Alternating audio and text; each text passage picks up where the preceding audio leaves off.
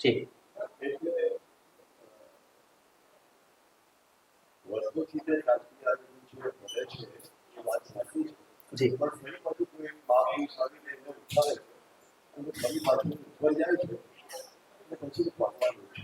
જી સૃષ્ટિમાં જે તમે જે પૂછો એમાં થોડું ભલે રેકોર્ડ કરો. હા બીજું તમે કહો છો કે આપણે પુનર્જન્મમાં આપણે આવીએ છીએ તો જે પુનર્જન્મમાં તમે માનો છો તેવી રીતના આપણી જે ભારતીય સંસ્કૃતિમાં પુરુષો થઈ ગયા જેમણે આદર્શ મૂક્યો જી એમને જો લોકો માનતા હોય તો એમાં કોઈ ખોટું નથી.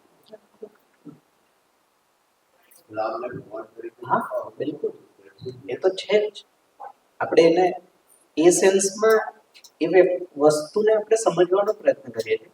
એ વસ્તુને આપણે અથવા તો એ પરંપરાને આપણે નકારતા નથી. એ તો છે જ.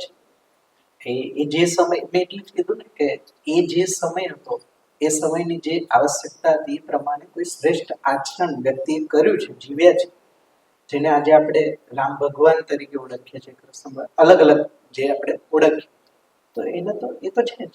તો એવું કહેવાય છે કે કૃષ્ણએ જે વાતો કરી છે ગીતામાં તે આજે પણ એટલું ટૂંકમાં વેલિડ છે. આજના સંદર્ભમાં પણ ગીતા કેવો ગ્રંથ આજના પણ આજની પરિસ્થિતિમાં પણ એટલું જ કામ આવે છે કે લોકોએ પોતાના જીવનમાં ઉપયોગ કર્યા પછી એનું મહત્વ છે. બિલકુલ. તો એ બરાબર છે. એટલે ટૂંકમાં ખૂબ સરસ, થેન્ક યુ તમે શેર કર્યું. ફરીથી એકવાર ખાલી ધ્યાન આકર્ષણ માટે અહીંયાથી એવું ઉદ્દેશ્ય કે આશય નથી કે એ બધું ખોટું હતું ને કંઈક નવું છે, કંઈક એવું કંઈ નથી. આપણે એ વાત કરીએ છીએ કે જે પરંપરાથી આવ્યા આજે અહીંયા પહોંચ્યા, હવે આવી કોઈ વસ્તુ ઉપલબ્ધ થઈ લાઈક તો એ છે જ, એ હશે જ. લાઈક આપણે એને નકારતા નથી કીધું. અને જે વસ્તુ માણસને ઓળખાઈ ગઈ છે ને સત્યના રૂપમાં, એ તો જ્યારે ઓળખાણી ત્યારથી એ જ છે. ઇટ મીન્સ એ આજે પણ એ જ હશે ને પછી પણ એ જ હશે. એ તો ચેન્જ નહીં થાય. તો એ તો માણસ સ્વીકારશે જ અથવા તો એ તો લઈને ચાલશે અને એમાં કંઈ ખોટું પણ નથી. હવે જે નેક્સ્ટ લેપ અથવા તો જમ્પની જે વાત કરી છે એ અલગ છે થોડું. એને આપણે સમજવાનો પ્રયત્ન કરીએ છીએ. તો એ તો છે જ, એને આપણે સ્વીકારીને જ ચાલીએ છીએ કે આટલા માણસના પ્રયત્નો થયા, જેમ કે 70 લાખ વર્ષના માણસના એફર્ટ થયા ત્યારે જઈને કોઈ વસ્તુ ઉપલબ્ધ થઈ છે. અને આ કોઈ એક વ્યક્તિનું કામ નથી. એમાં હા છેલ્લા કોઈ વ્યક્તિ ડિસ્કવર તો ગમે ત્યારે કોઈ વ્યક્તિ એકથી ડિસ્કવરી થશે, પણ એ તો છે તો એફર્ટ આખી માનવ જાતિનો ને. તો સેમ સેન્સ જેમ કે આ વસ્તુ પણ ઉપલબ્ધ થઈ એમાં 70 લાખ વર્ષના માનવ શ્રમનો પરિણામ કહી શકીએ આપણે, અથવા તો એના કમ્યુલેટિવ એફર્ટના કારણે કોઈ નવી વસ્તુ આપણને પ્રાપ્ત થઈ. તો એને થોડો સમજવાનો પ્રયત્ન કરીએ છીએ. બીજું એક શબ્દ છે જેને આપણે આગળ જતા થોડો સમજશું, જે તમે કીધું એના રેફરન્સમાં ટ્રાન્સફોર્મેશન એક શબ્દ છે, જેને સામાન્ય ભાષામાં કહીએ તો ગુણાત્મક પરિવર્તન છે. બે પ્રકારના પરિવર્તન હોય. એક સાદું પરિવર્તન, તો એ સાદા પરિવર્તનમાં છે ને પરિવર્તન થયા જ કરશે, બનશે, બગડશે. જેમ તમે કીધું કે ચેન્જીસ છે એમાં, તો એ ચેન્જીસ કોઈ પર્ટિક્યુલર સમય, વસ્તુ, સ્થિતિ, પરિસ્થિતિ સુધી હશે. એકવાર ટ્રાન્સફોર્મેશન આવ્યા પછી એ રિવર્સ નહીં થાય. એને કીધું ઇરિવર્સિબલ પ્રોસેસ. તો આપણે જે વાત કરીએ છીએ ટ્રાન્સફોર્મેશનની વાત કરીએ છીએ કે જ્યાંથી માણસ રિવર્સ ન જઈ શકે ક્યારેય. હા, હજી એ ટ્રાન્સફોર્મેશન નથી, એના અભાવમાં અપ્સ એન્ડ ડાઉન્સ છે. એટલે એને જ આપણે સામાન્ય ભાષામાં કીધું કે ટ્રાયલ એન્ડ એરર જેવું કંઈક છે. કે અત્યારે મને એવું લાગ્યું કે આવું કરાય તો મેં આવું કર્યું, કાલે કોઈ બીજાને એવું લાગશે આવું કરાય. બટ એકવાર ટ્રાન્સફોર્મેશન આવ્યા પછી એ વસ્તુ એક લેવલ પર સેટ થઈ જશે, પછી એનાથી રિવર્સ ના આવી શકે. Like that. જેમ કે એક સામાન્ય ઉદાહરણ આપું કે ધૂળ, રજકણ ભેગા થઈને માટી બને, માટી ભેગી થઈને પથ્થર બને. હવે પથ્થર તૂટે પણ ખરો, માટી બને અને માટી પાછી રજમાં. આ બધું પરિવર્તનની સાયકલ છે. બટ સેલ બની ગયો, કોષ, હવે કોષ માટે એ રીતના ડાયરેક્ટ નહીં થાય, એ ટ્રાન્સફોર્મેશન એક પ્રકારનું હોય કે હવે એમાં અલગ પરિવર્તન થશે, પેલું પરિવર્તન ખતમ થયું.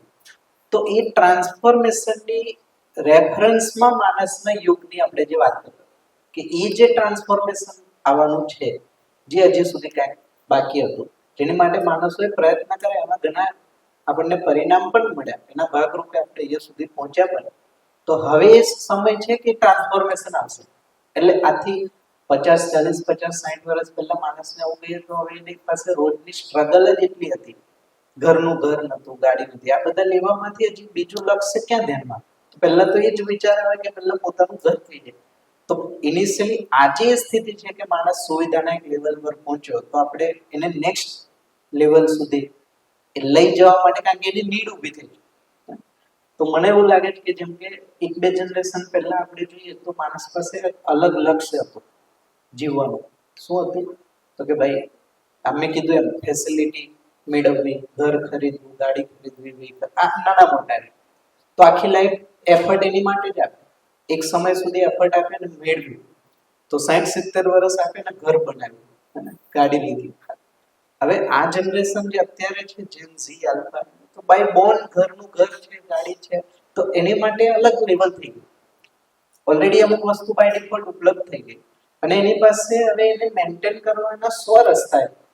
આજથી 2 જનરેશન પહેલા એટલા રસ્તા નતા, 2-4 વસ્તુ હતી જેને માણસ કર્યા કરતો અને એને પ્રમાણે જીવ્યા. તો હવે તો 100 રસ્તા ઉપલબ્ધ છે, એટલે એને એ ટેન્શન નથી કે આ રસ્તે સફળ નહીં થાય, તો આ રસ્તો આ નહીં થાય, તો ઘણા ઓપ્શન ઉપર થઈ. તો હવે આ જનરેશન અને આજની વર્તમાન સ્થિતિના ચેલેન્જીસ આખા અલગ થઈ ગયા. તો હવે એમને જે મેઇન ચેલેન્જ છે બેઝિકલી ભાવ પક્ષ વાળો છે. કોઈ સમજતું નથી, એ નથી સમજતા, ઇમોશનલ જે બ્રેકડાઉન થાય છે, પછી સ્ટ્રેસ, ડિપ્રેશન, આ દિવસે દિવસે આઇસોલેશન, આ બધું. તો એને થોડું આપણે ઓબ્ઝર્વ કરશું, કારણ કે એની માટે પારંપરિક જે વસ્તુ આવી એ હવે ચાલતી નથી. લાઈક એને એપ્લાય કરવા જઈએ તો એક લેવલ સુધી જાય, પછી કામ કરતી નથી. તો એની માટે શું થઈ શકે? તો એની માટે એક નવો પ્રસ્તાવને આપણે સમજવાનું બદલે, બાકી તમારો પોઈન્ટ ઓફ વ્યૂ બરાબર છે, એ તો છે જ, એને લઈને જ ચાલે. ખૂબ સરસ. હા, મારું એક કહેવાનું છે કે દરેકે દરેક ઉપાય કરવામાં આવે છે. યસ, તે જ આખી generation આવે છે. બિલકુલ. એવી રીતના એકાદ જ માણસ હોય છે, પાછળ બીજી ના હોય. બરાબર. એવી રીતના કદાચ આ મહાપુરુષોએ બધી વ્યક્તિઓને હા, યસ, એ બરાબર.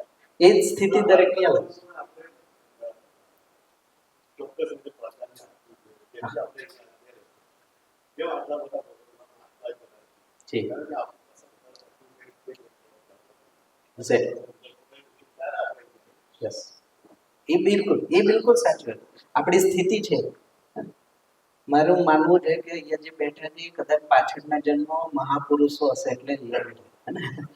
બાકી આ વસ્તુ સાંભળવાની કે સ્થિતિ નથી, આ સહેલી વસ્તુ નથી. આજનો પ્રવાહ તમે માર્કેટનો જુઓ તો અલગ છે. એને તમે કોમ્પ્રોમાઇઝ કરીને અહીંયા બેઠા, ઇટ મીન્સ તમે શું મહાપુરુષ 100%. તો જ આ સ્થિતિ બને. બાકી આ અત્યારે ક્યાં કોઈ જરૂર જ નથી. કોને લાગે સમજો કે જરૂર તો પેલું પછી વાડ્યો ના ભરે તો હાર્યો ભરે, એ મેથડ થી ચાલે માણસ ટ્રાયલ અને એવું. બટ એ તો બરાબર છે કે સ્થિતિ તો છે, તો આ વસ્તુ સાંભળે માણસ, આ સાંભળી શકે એની માટે પણ એક સ્થિતિ જોઈએ. સાંભળવાની વાત કરું, અધ્યયન અભ્યાસ તો એના પછી સાંભળવો. તમે જુઓ 1968 થી પ્રયત્ન થાય છે. આજનો આ પ્રયત્ન આટલો નથી, આટલા સમય લગભગ 60 વર્ષ થશે. 60 વર્ષથી પ્રયત્ન થાય, પણ પરંપરાની જે દેન છે એના કારણે આ ઘણું ફાસ્ટ છે. સમજો આગળના દર્શનોને એસ્ટાબ્લિશ થતા હજારો વર્ષો લાગે, 8-8 હજાર વર્ષ, 5-5 હજાર વર્ષની જૂની લાઈક પરંપરાઓ ત્યારે જઈને આ 60 વર્ષોમાં આટલું બધું રિઝલ્ટ આ બહુ મોટી વસ્તુ છે. એટલે મેં કહું છું કે એમાં જે મહાપુરુષોએ પકડી છે ને વાત તમારે જેવા, એટલે રિઝલ્ટ ઝડપથી આવે. તો એનો મતલબ છે કે પુનર્જન્મના રેફરન્સમાં માણસ પોતાની સ્થિતિને અપગ્રેડ કરે. એ અપગ્રેડ થયેલી સ્થિતિ સાથે આપણે અહીંયા બેઠા છે એટલે કોઈ નવી વસ્તુ આપણને ધ્યાનમાં આવે છે અથવા તો આપણે એને સાંભળી પણ શકીએ. બાકી થોડું ડિફિકલ્ટ તો છે, હે ને? ખૂબ સરસ. બોલો બીજું કંઈ અત્યાર સુધીની ચર્ચામાં કોઈ ડાઉટ, ક્વેશ્ચન, ક્વેરીઝ?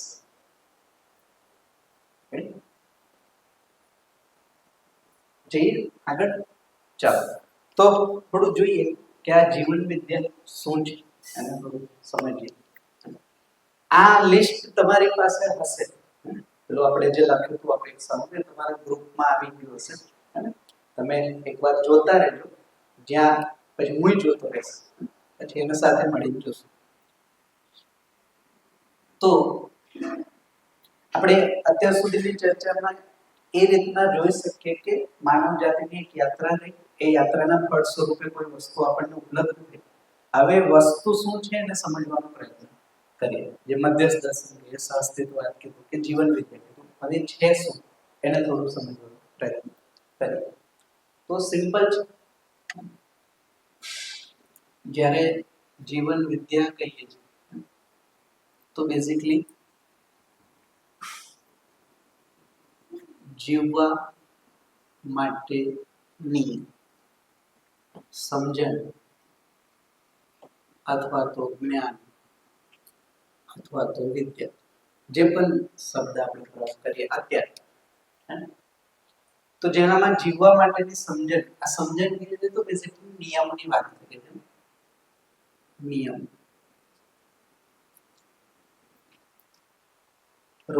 લોસ, અને આ નિયમ કયા છે? અસ્તિત્વના છે, માણસે બનાવેલા નિયમ નથી, નેચરલ લોસ ની વાત કરીએ. તો અહીંયાથી જે પણ આપણે અત્યારે હવે જે વાતની શરૂઆત કરશું એની માટે એક રેપ છે. અહીંયાથી જે પણ કહેવામાં આવશે અત્યારથી લઈને 5 દિવસ સુધી, એ બધું જ પ્રસ્તાવના સ્વરૂપમાં હશે. પ્રપોઝલ, પ્રસ્તાવ એક પ્રકારનો પ્રપોઝલ, મીન્સ કે માનવું ના માનવું આપણી ચોઈસ. અહીંયાથી એવું કહેવામાં નથી આવતું કે તમે આ વસ્તુને માનો છો. આપણે આપણી જેટલી પણ કેપેસિટી હોય એનાથી એને કાઉન્ટર કરવાનો પ્રયત્ન કરી શકીએ. તો જે પણ વાતચીત થશે એ પ્રસ્તાવના ફોર્મમાં હશે. એનો આગ્રહ છે કે આપણે માનવું નહીં. જે પણ અહીંયાથી કહેવાય રહ્યું છે એને માનવાની જરૂર નથી, બિલકુલ એક પણ વસ્તુને માનવું નહીં. આપણે સાથે મળીને એને જાણવાનો પ્રયત્ન કરશું. અત્યાર સુધી જે પણ યાત્રા રહી માણસની એ માનવાની જ રહી. ધેટ્સ વાય કંઈક રહી ગયું. તો અહીંયા એવું કહેવામાં આવે છે કે આપણે માનીએ નહીં કોઈ વસ્તુ, ભલે કોઈ પણ અહીંયા ચર્ચા થઈ અને માનવાની જરૂર નથી. મારો યાત્રા નથી, તમે બધા માની જાઓ, સ્વીકાર. આપણે બધા સાથે મળીને જાણવાનો પ્રયત્ન કરશું. આ જાણવા માટે અહીંયાથી જે કહેવામાં આવે છે એને આપણે સાથે મળીને ચકાસશું, વેરીફાઈ કરશું. આપણે કે અહીંયા શું કહે છે એને આપણે વેરીફાઈ કરશું. વેરીફાઈ કરવાના 3 રસ્તા છે, 3 મેથડ છે. એ 3 મેથડથી આપણે કોઈ પણ વસ્તુ, દુનિયાની કોઈ પણ વસ્તુને ચકાસવું, એ 3 વસ્તુ છે. એક ને સ્ટેપ બાય સ્ટેપ જઈએ. પહેલા પોતાનામાં ચકાસવાનું કે મારા માટે સારું છે, સાચું છે, ખોટું છે, કઈ અલગ છે. જેમ તમે કીધું કે મને આવું લાગ્યું, તો એ તમે ચકાસો ત્યારે કીધું કે આવું લાગ્યું, લાઈક તો પહેલા આપણે પોતાનામાં ચકાસવું, સેલ્ફ ઇન્ટ્રોસ્પેક્શન કરશું, પોતાનામાં જોશું કંઈક અલગ લાગે તો તમે કહી શકો. સેકન્ડ સ્ટેપ પર જશું આપણે, જે આપણા પરિવાર અથવા તો મિત્ર વર્તુળ છે જેને આપણે જાણીએ છીએ એની સાથે ચકાસવું. એટલે મને આવું લાગે, તમને કેમ લાગે, લાઈક ધેટ વાતચીત. તો સેકન્ડ લેવલ છે વેરિફિકેશન. અને ત્રીજું અને અંતિમ તબક્કો છે કોઈ પણ સાથે તમે ચકાસી શકો. અને જાણતા હોય કે અજાણતા હોય, ડઝન્ટ મેટર. આ જાણીતા છે, આમાં કઈ બેરિયર નથી. કોઈ પણ લગભગ કોઈ પણ કહીએ છીએ તો 850 કરોડની સંખ્યા 3 સ્ટેપમાં વેરીફાઈ થાય કોઈ પણ. તો મારા માટે સાચી હશે એ મારા પરિવાર માટે પણ સાચી હોવી જોઈએ, અને 850 કરોડ માટે પણ સાચી હોવી જોઈએ. તો એ વસ્તુ અહીંયા આવશે. જો આમાંથી 1, 2, 3 લેવલ પર સેમ નથી, એનો મતલબ તમે કીધું એમ કે માન્યું છે જાણવાનું હજી બાકી છે. તો મારી માન્યતા અલગ હોઈ શકે, તમારી માન્યતા અલગ હોઈ શકે. તો માન્યતા આ 3 લેવલ પર સેમ નહીં હોય ક્યારેય. તો જ્યારે પણ આપણે ચકાસશું તો આ ત્રણેય લેવલ પર ચકાસશું. જેમ કે અહીંયાથી કોઈ વસ્તુ આપણી સામે આવે તો પહેલા આપણે પોતાનામાં ચકાસશું, કંઈ ડાઉટ હોય તો પૂછશું. પછી સાંજે આપણે ગોષ્ઠી કરીએ તો ગોષ્ઠીમાં અરસપરસમાં ચકાસશું, શેરિંગથી, ક્વેશ્ચન આન્સરથી. પછી ઘરે જઈશું તો ઘરે જઈને આજે આવી કંઈક વાત થઈ અને શેરિંગ કરીને ત્યાં ચકાસશું એમને શું લાગે છે, તો પરિવારને. અને અત્યારે આપણે એકબીજાને ન થોડકતા ત્યારે જે મારું વેરિફિકેશન આ લેવલનું છે. તમે પછી એક લેવલે કોઈ અનનોન સાથે પણ પહેલી વાર વાત કરશો ને તમે ચકાસશો તો આ લેવલનું હશે. તો આપણે આ 3 લેવલ પર અહીંયાથી આપવામાં આવેલા પ્રસ્તાવને ચકાસશું, પછી જોશું કે ડાઉટ રહે છે નથી તો શું છે. તો આ પ્રોસેસ છે. આ પ્રોસેસને હંમેશા આપણે માઇન્ડમાં રાખશું 5 દિવસ માટે. તો આ પહેલી જે મારામાં કરવાની પ્રોસેસ છે એને નામ આપ્યું સ્વનિરીક્ષણ. સ્વનિરીક્ષણ. પરિવારમાં જે છે એને કીધું પરીક્ષણ. અને કોઈ પણ સાથે જે ચકાસવાની સ્થિતિ છે એને કીધું સર્વેક્ષણ. આ સેલ્ફ ઇન્ટ્રોસ્પેક્શન છે, આ એક્ઝામાઇન છે અને આ સર્વે છે. 3 સ્ટેપ વસ્તુને ચકાસવા. મેં પહેલા મારા લેવલ પર જોઈશ આ ઠીક છે કે નહીં, પછી જેને જાણું છું એની સાથે પરીક્ષણ કરીશ અને કોઈ પણ સાથે સર્વેક્ષણ. તો આ 3 મેથડથી આપણે ચકાસશું અને પછી એના નેક્સ્ટ સ્ટેજ એટલે અભ્યાસ તરફ આપણે જઈશું. તો આ 3 વસ્તુ હંમેશા આપણે આપણા માઇન્ડમાં સાથે રાખશું. હવે અહીંયાથી શું કહેવામાં નહીં આવે એ પણ સાથે લખી દો. અહીંયાથી પહેલા જે પણ કહીએ છીએ માનવું નહીં. અહીંયાથી કોઈ ઉપદેશ આપવામાં નહીં આવે. અહીંયાથી કોઈ બોધપાઠ આપવામાં નહીં આવે. આ કોઈ કથા વાર્તા નથી. તો આટલી વસ્તુ નથી. જીવન વિદ્યા આટલી વસ્તુ નથી કહેતું ક્યારેય. એટલે આવું આપણે 5 દિવસમાં ક્યારેય નહીં કહીએ. ઉપરની મેથડથી આપણે આખી શિબિર અથવા તો આખા વર્કશોપને જોશું. આપણી 5 દિવસની મેથોડોલોજી છે, પછી એને તમે કન્ટિન્યુ કરી શકો. હવે આ જે કન્ટેન્ટ તૈયાર થયું છે એ કયું છે એનું એક મોડેલ છે, ફ્રેમ છે, એ પણ લખી દો. આખું કન્ટેન્ટ યુનિવર્સલ છે. યુનિવર્સલ નો મતલબ છે બીજી ભાષામાં કહીએ તો સાર્વભૌમ. સાર્વભૌમનો મતલબ થાય જે દેશ, દિશા, કાળ, સ્થિતિ, પરિસ્થિતિ સાથે ચેન્જ નહીં થતું હોય. તો ઇન્ડિયા માટે પણ આ જ છે, અમેરિકા માટે પણ આ જ છે, પાકિસ્તાન માટે પણ આ જ છે, બધાય માટે. 5 વર્ષના બાળક માટે પણ એ જ છે, 10 વર્ષ માટે પણ એ જ છે, 50 વર્ષ માટે પણ એ જ. ઉંમર, રંગ, રૂપ, સ્થિતિ, પરિસ્થિતિથી આને ફરક ન પડતો એને કીધું સાર્વભૌમ, યુનિવર્સલ. તો જીવન વિદ્યાનું જે કન્ટેન્ટ છે આ બેઝ થી બનેલું છે ને આખું આ જ સાર્વભૌમ લેવલ. સાથે સાથે આખું જ કન્ટેન્ટ લોજિકલ છે, તાર્કિક. તમે તર્ક કરી શકો, ક્વેશ્ચન કરી શકો, ક્વેશ્ચન આન્સર થઈ શકે. માનવાની જરૂર નથી, એટલે આપણે લોજિકલી એને ચેક કરી શકો. તાર્કિક છે, પછી એને તમે વેરીફાઈ કરી શકો આ મેથડથી. તર્કથી ચકાસી શકાય. એનાથી અભ્યાસમાં લાવી શકાય.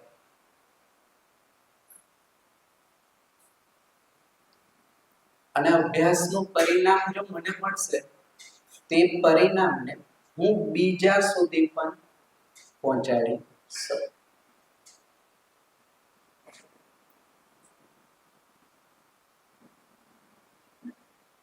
તો યુનિવર્સલ છે, લોજિકલ છે, વેરીફાયેબલ છે, એપ્લિકેબલ છે, એટલે મલ્ટીપ્લાયેબલ છે, મલ્ટીપ્લાય થશે. તો આખું કન્ટેન્ટ યુનિવર્સલ છે.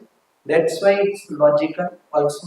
લોજિકલ છે એટલે હું એને પ્રેક્ટિસ કરી શકીશ, ઇમ્પ્લિમેન્ટ પણ કરી શકીશ અને મને રિઝલ્ટ મળશે એટલે હું બીજાને પણ આપી શકીશ. એટલે આ મલ્ટીપ્લાય પણ થશે, રેપ્લિકેબલ પણ છે. તો આખું મોડેલ આ ગ્રાઉન્ડ પર આપણે ચર્ચા કરશું. સેકન્ડ ફ્રેમ છે. તો આ આપણે હંમેશા ધ્યાનમાં રાખશું. તો આ કન્ટેક્સને ધ્યાનમાં રાખીને હવે સમજવાનો પ્રયત્ન કરીએ કે જીવન વિજ્ઞાન, મેં કીધું એમ કે જીવન જીવવા માટેની સમજ, જ્ઞાન, વિદ્યા, નિયમ છે. તો નિયમ જ્યારે કહીએ એટલે મેં આ મૂક્યું કે યુનિવર્સલ છે. આ નિયમ મેનમેડ નથી, આ અસ્તિત્વ સહજ છે. અસ્તિત્વ સહજ એટલે નેચરમાં નિયમ છે, મારો કોઈનો બનાવેલો નિયમ નથી. અથવા તો બીજી ભાષામાં કહીએ તો નાગરાજજીએ આપેલો નિયમ નથી. આ નિયમ હતો જ, નાગરાજજી એમને ઓળખ્યો. જેમ ગુરુત્વાકર્ષણનો નિયમ હતો જ, ન્યૂટને એને ઓળખ્યો. તો આપણે જાણીએ છીએ કે ન્યૂટનના નિયમ તરીકે, બટ નિયમ તો અસ્તિત્વમાં હતો જ. એ રીતના આપણે જે ચર્ચા કરશું એ બધા નિયમો છે, એ નિયમો ઓલરેડી અસ્તિત્વમાં હતા જ. ચાલો તો હવે આગળ જઈએ. આ બે ફ્રેમ ક્લિયર થાય છે ને? આમાં કોઈને કંઈ ડાઉટ છે? પ્રસ્તાવ વાળું અને યુનિવર્સાલિટી.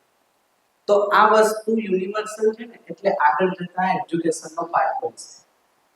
કારણ કે એજ્યુકેશનની જેટલી પણ વસ્તુ છે ને, આ સેકન્ડ ફ્રેમમાં હોવી જ જોઈએ, તો જ તમે એજ્યુકેશનમાં મૂકી શકો. જેમ કે તમે જો નેચરના જે લો છે, જેમ કે ગુરુત્વાકર્ષણનો નિયમ, તો ગુરુત્વાકર્ષણનો નિયમ બધે એક સરખું કામ કરે. એવું નથી કે આ ભારતમાં અલગ રીતના કામ કરતો હોય, અમેરિકામાં એવું નથી. સારો હોય પછી એ લોજિકલી સમજી પણ શકાય. પછી તમે એને ચકાસી પણ શકો એક્સપેરિમેન્ટથી, જેમ કે દડો ઉછાળો તો નીચે આવે લાઈક. પછી એનો અભ્યાસ પણ લાગી શકે, એટલે એની એપ્લિકેશન કાર, બાઇક, રોકેટ આ એની application. પછી પરિણામ મળ્યું, આપણે મંગળ સુધી પહોંચ્યા, મલ્ટીપ્લાય થશે, બીજા પણ પહોંચશે, ત્રીજા પણ પહોંચશે. તો એજ્યુકેશનનું આખું કન્ટેન્ટ આ જ મેથડથી હોય. જો આમાંથી કોઈ વસ્તુ લેકિંગ હોય તો એને બનવામાં ન લાગી શકે. ધેટ્સ વાય તમે જોશો તો આજ સુધી માનવનું અધ્યયન બનવામાં નથી. સમજો, ચેક કરો. આખા દેશનું જેટલું પણ, આ દેશ નહીં, આખા ધરતી પર જેટલું પણ એજ્યુકેશન છે, એમાં માનવનું એજ્યુકેશન કોઈ જગ્યાએ નથી. હા, શરીરનું છે, કારણ કે શરીર યુનિવર્સલી ઓળખાય ગયું. માનસિકતા એજ્યુકેશનનો પાર્ટ નથી. કેમ? કારણ કે એવું કોઈ ગ્રાઉન્ડ જ ન પડ્યું જ્યાં બધા એક સમાન હોય. તો સાયકોલોજી પણ માનસિકતાને ડિફાઇન નથી કરતું. તો એક પ્રકારના ટૂલ્સ એન્ડ ટેકનિક્સ છે, અને આગળ જતા આપણે ક્યારેક જોશું. તો પહેલી વાર આ વસ્તુને થોડી ધ્યાન આપવા જેવું છે. પહેલી વાર આ ધરતી પર માણસનું આટલું ઓબ્જેક્ટિવ સ્ટડી ઉપલબ્ધ થયું, ફર્સ્ટ ટાઈમ. અત્યાર સુધીના સ્ટડીમાં આટલું ઓબ્જેક્ટિવલી સ્ટડી, જેમ પશુ, પક્ષી, વનસ્પતિને ક્લાસરૂમમાં બોર્ડ પર સમજી શકાય, એટલું જ ઓબ્જેક્ટિવલી માણસને પણ સમજી શકાય. આ ફર્સ્ટ ટાઈમ થાય છે. આના પહેલા જેટલી પણ માનવની વાતો છે ને, બધી આ સંદર્ભમાં છે. તમે ચેક કરજો. માણસે આ રીતના જીવવું જોઈએ, આવું હોવું જોઈએ, તેવું. આ ઉપદેશાત્મક ભાષા. ઇટ મીન્સ મારી જીવવાની ડેફિનેશન અલગ છે, તમારી ડેફિનેશન અલગ છે. એ વસ્તુને મેં એજ્યુકેશનમાં ન લાવી શકું. કેમ? કારણ કે મતભેદ થશે, વિરોધ આવશે. આ એક એવું ગ્રાઉન્ડ છે જ્યાં માણસ બહુ એલિજિબલ છે, બાકી બધા માટે સેમ થઈ જશે. ફરક નથી પડતો, કારણ કે નિયમ છે. ચાલો તો એને સમજવાનો પ્રયત્ન કરીએ. જીવન જીવવાની સમજ. તો જીવવા માટેની સમજને આપણે પહેલા તો કઈ રીતના જોઈએ છે, તો એને ચેક કરી લઈએ કે વર્તમાનમાં આપણે બે શબ્દ છે, તમે ચેક કરજો. આપણે જીવી રહ્યા છીએ કે રહી રહ્યા છે? શું લાગે છે? હા, પ્રેઝન્ટમાં આપણે જીવી રહ્યા છે કે રહી રહ્યા છે? કઈ રીતના કહી શકાય કે જીવી રહ્યા છે કે રહી રહ્યા છે? કોણ કહેશે? જીવવું અને રહેવું બેઝિકલી. તો અત્યારે શું થઈ રહ્યું? રહેવું થઈ રહ્યું કે જીવવું થઈ રહ્યું? રહેવું એવું લાગતું હોય, જસ્ટ આપણે હાથ ઊંચો કરીને રહેવું. જીવી રહ્યા છે એવું લાગતું? જીવી રહ્યા છે, તો જીવી રહ્યા છે. તો માઇક આપજો. ને ખાલી શેરિંગ માટે કે તમે કઈ રીતના એને કે જોવો છો સમજવાનું, બાકી બીજું વન બાય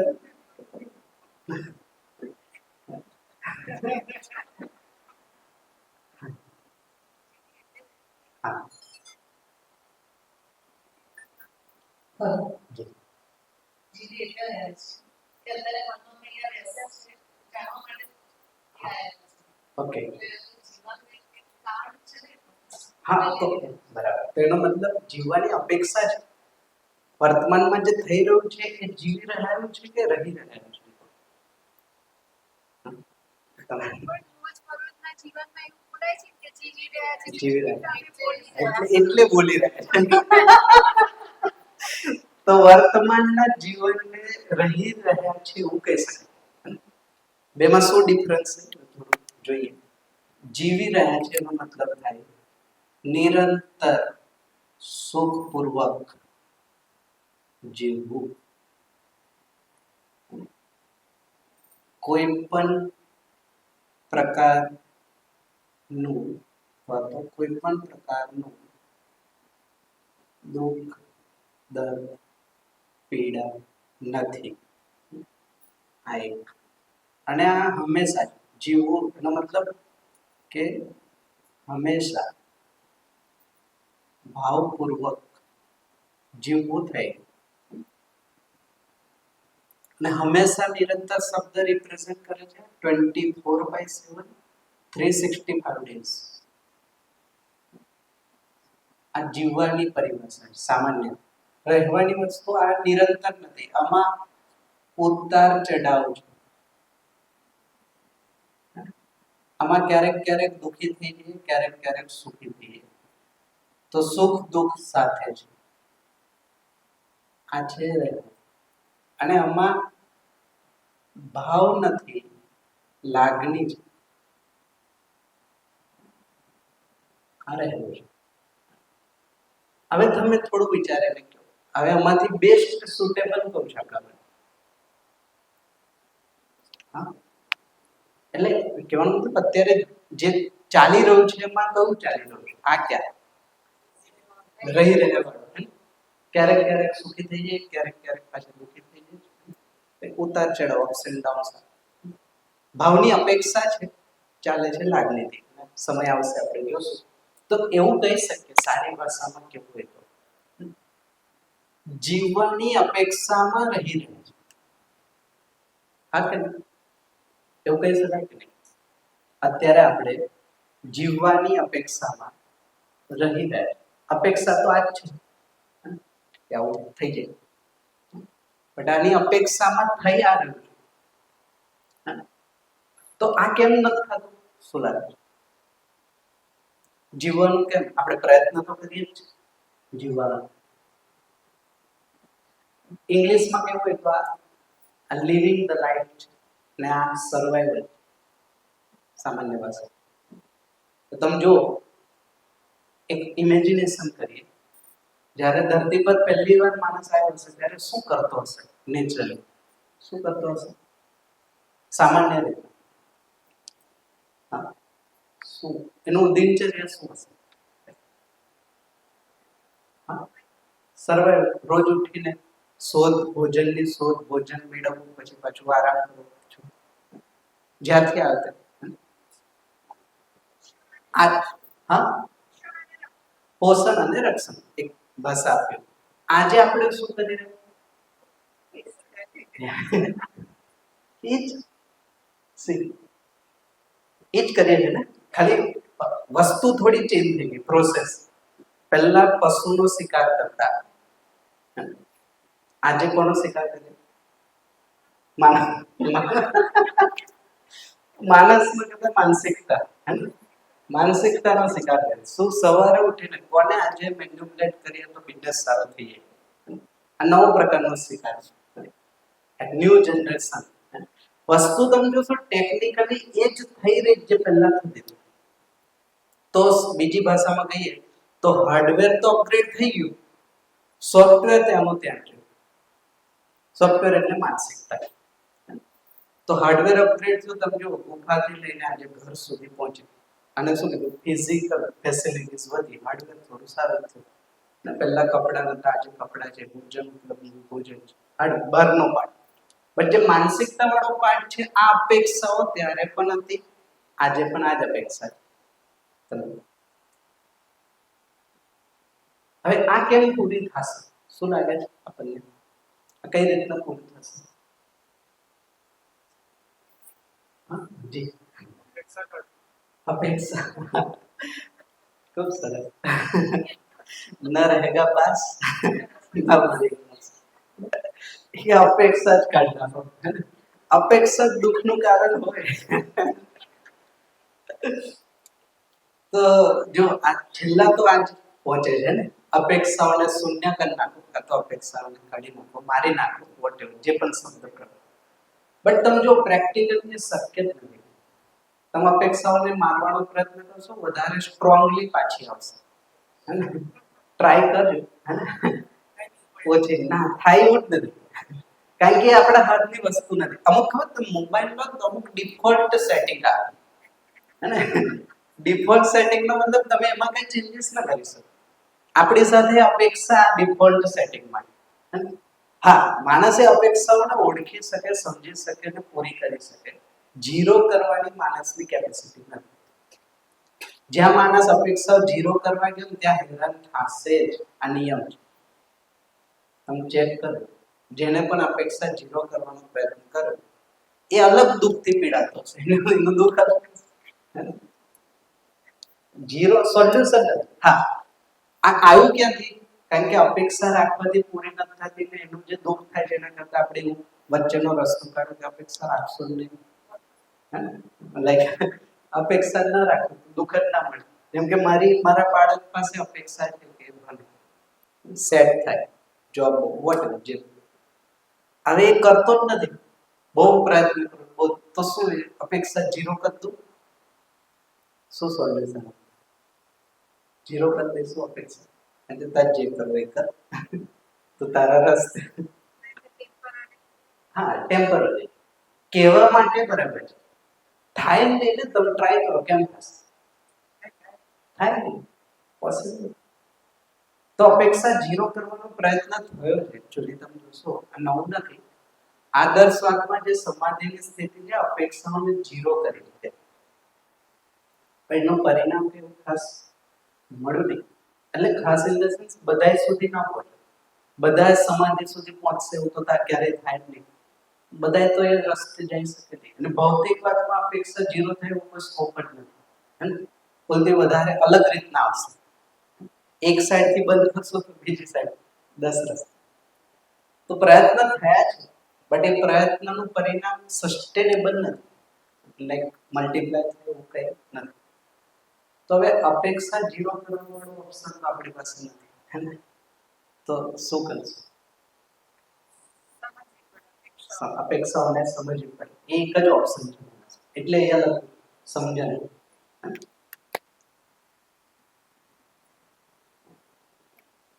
તો અપેક્ષાઓ કઈ છે ને સમજી લઈએ. ઈઝી છે, સમજવું ઈઝી છે. જીરો કરવા કરતા સમજી લેવું બહુ ઈઝી છે. તો પહેલા સમજી લઈએ કે ભાઈ સંબંધ કેટલા છે, એમાં કઈ કઈ અપેક્ષાઓ હોય. બનાવેલી અપેક્ષા નહીં, નેચરલ અપેક્ષા. અને અપેક્ષાઓ કઈ રીતના પૂરી થાય. આટલું જેની પાસે જ્ઞાન છે એ સંબંધમાં ક્યારે દુઃખી નહીં થાય. બટ અત્યાર સુધી એવું થયું કે ખબર જ ના પડી. ક્યારેક અપેક્ષાઓ વધી જાય, ક્યારેક અપેક્ષાઓ ઘટી જાય, ક્યારેક જીરો કરો, પણ ઓળખ ના થઈ કે અપેક્ષા છે શું. અલ્ટિમેટલી આપણે અહીંયા એ નિયમના રૂપમાં જે અપેક્ષાઓ છે એને પણ જોઈ શકીએ કે કઈ અપેક્ષા છે, કેટલા સંબંધ, અને નિશ્ચિત છે કે અનિશ્ચિત છે એને પણ આપણે જોઈ શકીએ આગળ. જો તો બીજું કોઈ રસ્તો આપણને લાગતો હોય કે આ સ્થિતિ કઈ રીતના મળે, તો તમે શેર કરીશું.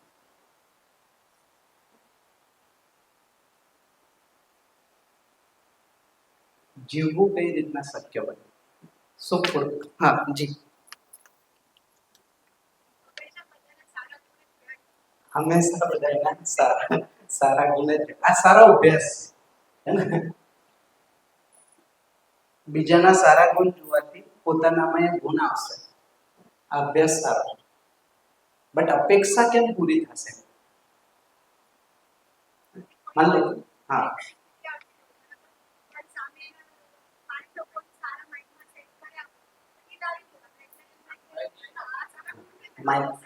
હા એકવાર રિપીટ કરો એટલે હા બધા હા સપોઝ કોઈના માટે નેગેટિવિટી આવી હોય તો એ વ્યક્તિ કે જે નેગેટિવિટી આવે એટલે 5-6 મહિના રાખે તો કે આ પોઝિટિવ છે આપણા માટે આ બધું છે આ સારું કર્યું છે તો એ પોઈન્ટ એના લઈ લો તો કદાચ નેગેટિવિટી ની અપેક્ષાથી ઓછી થઈ જાય છે પોઝિટિવિટી તરફ ડાયવર્ટ થઈ જાય. હા ખૂબ સરસ. તો આ અભ્યાસથી હું દુઃખી નહીં થાઉં પણ મેં એવું પૂછ્યું સુખી કેમ થઈશ? હીલિંગ કાર્યક્રમ છે હીલિંગ કાર્યક્રમ આવું હોય શકે કે બીજાને ભૂલ જોવાથી આપણે હીલ થઈ થોડા દુઃખી ના થઈ પણ સુખી થવું તો અલગ કાર્યક્રમ. દુઃખી ના થવું એટલે સુખી છું એવું નથી. પહેલા તો આ થોડું સેટ થઈ જાય. દુઃખનું ના હોવું સુખનું હોવું નથી. સુખી થવું અલગ કાર્યક્રમ છે, દુઃખી ના થવું માટે અલગ કાર્યક્રમ. એની માટે ઘણી ટેકનિક્સ છે કે તમે એનાથી દુઃખને પોસ્ટપોન કરતો લાઈક ધેટ કે જે આવી રહ્યું છે એમાં પોઝિટિવ એટલે શું થાય કે નેગેટિવ તરફ વિચાર જતો એ જાય જ નહીં. તો શું કરે તમે એક ડાયવર્ઝન આપી દીધું કે આટલું જ જોવાનું છે, બીજાનું સારું જ જોવાનું છે.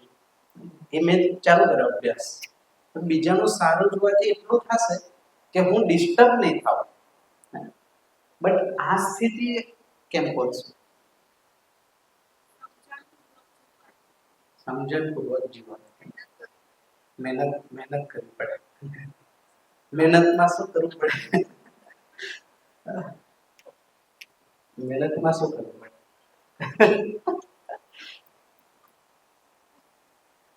શું કરવું પડે? 8 કલાક પરસેવો કરવો પડશે, શ્રમ કરવો પડે 8 કલાક. માનસિક શ્રમ કરવો પડે. માનસિક શ્રમમાં શું કરવું? બસ સિમ્પલ, બહુ ઈઝી, સમજવાનું છે.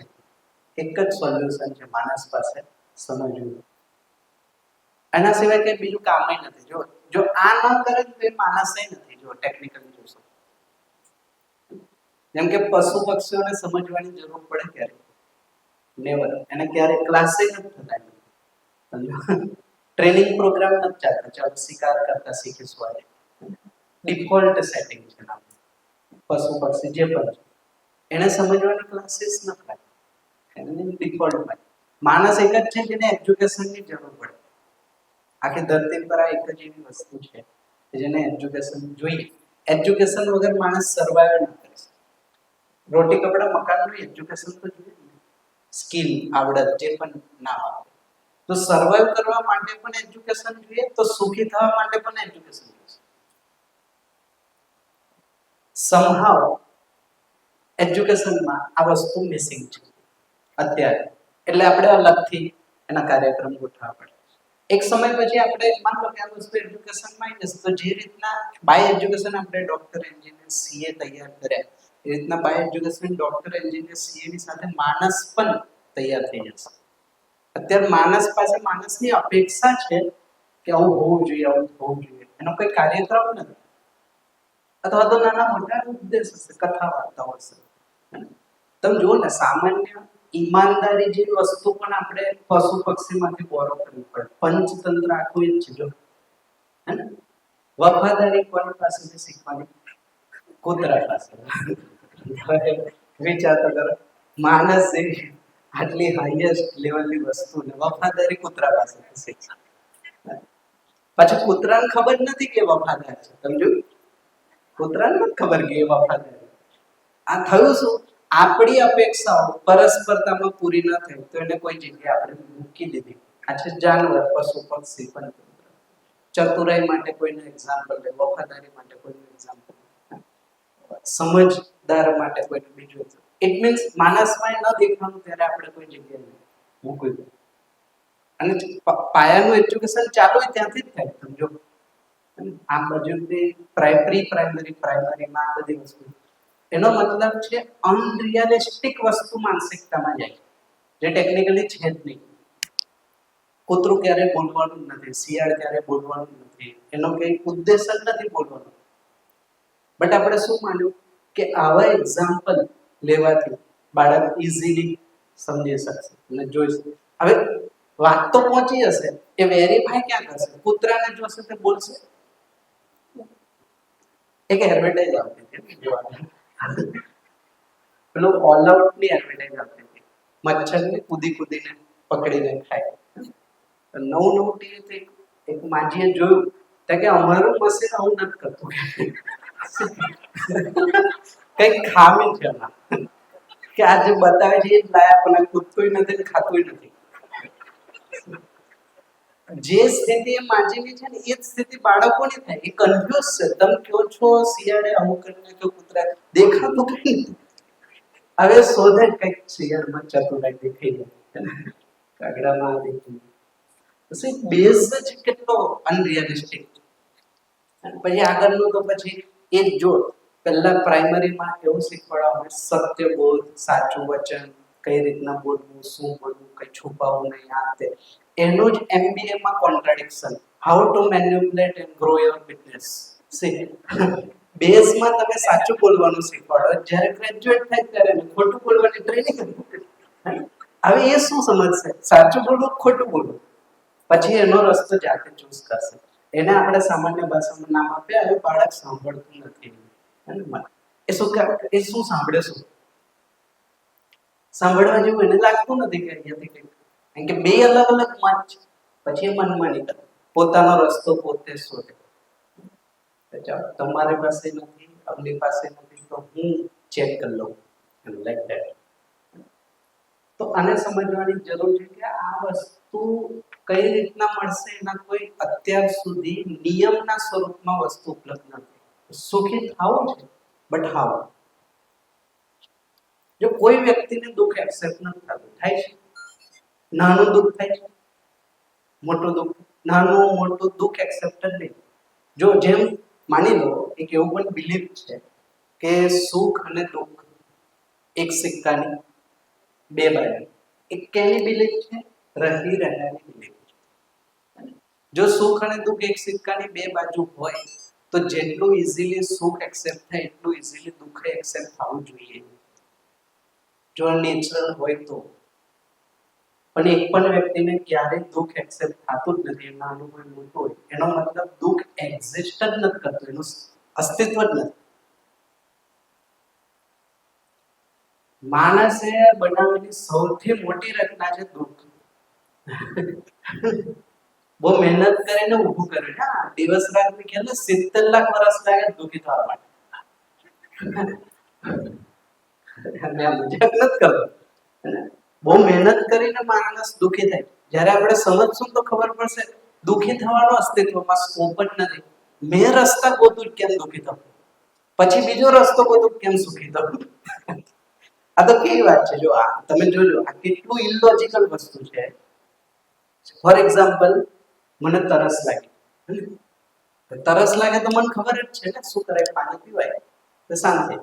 અને મેં એને પીતો જ નથી પાણી. જે વધારે આપો વધારે 1 કલાક 2 કલાક આખો દિવસ, ને પછી પાણી પી હાસ એવું કે શું કહું, દુઃખ નહીં આવે ત્યાં સુધી સુખ નહીં. આ શું, આ લોજિક કેમ છે?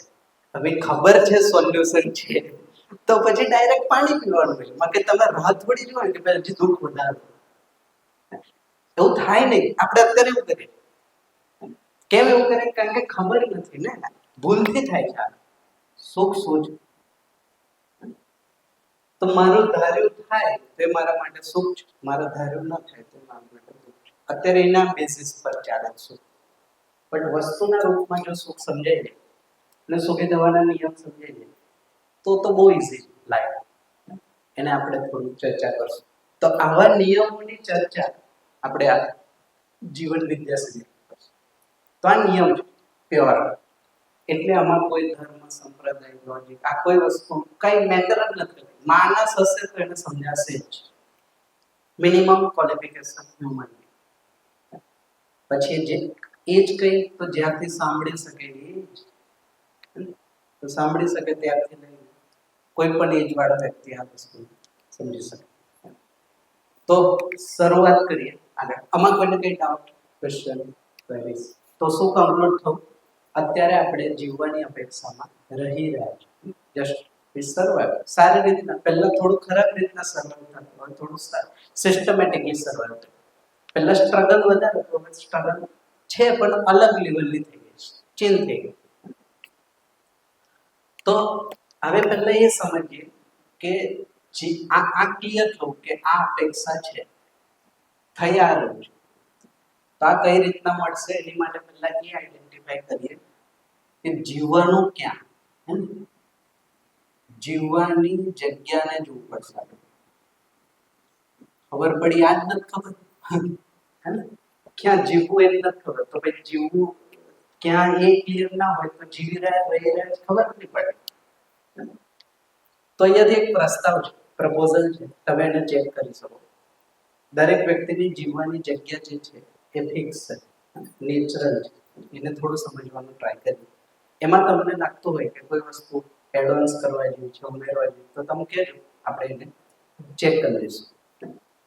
તો પ્રસ્તાવ છે, માણસ 4 જગ્યાએ જીવતો હોય.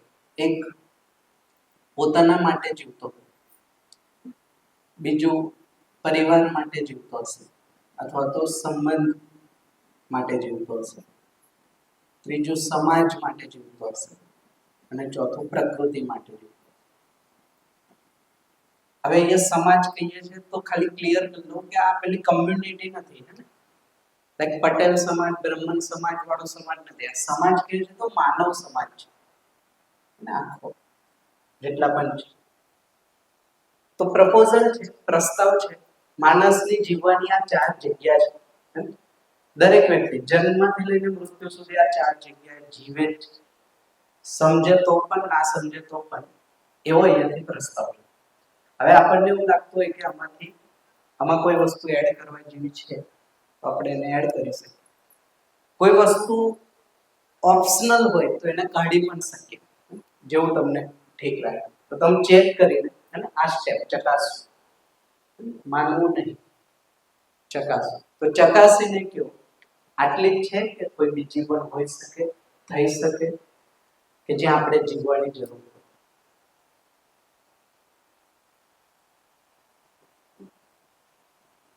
પ્રસ્તાવ છે, માણસની જીવવાની જગ્યા 4 છે. હવે ચેક કરીએ આપણે. તમને લાગતું હોય કે 4 સિવાય પણ કોઈ હોય તો તમે કહીશો તો આપણે અહીંયા એડ કરીશું.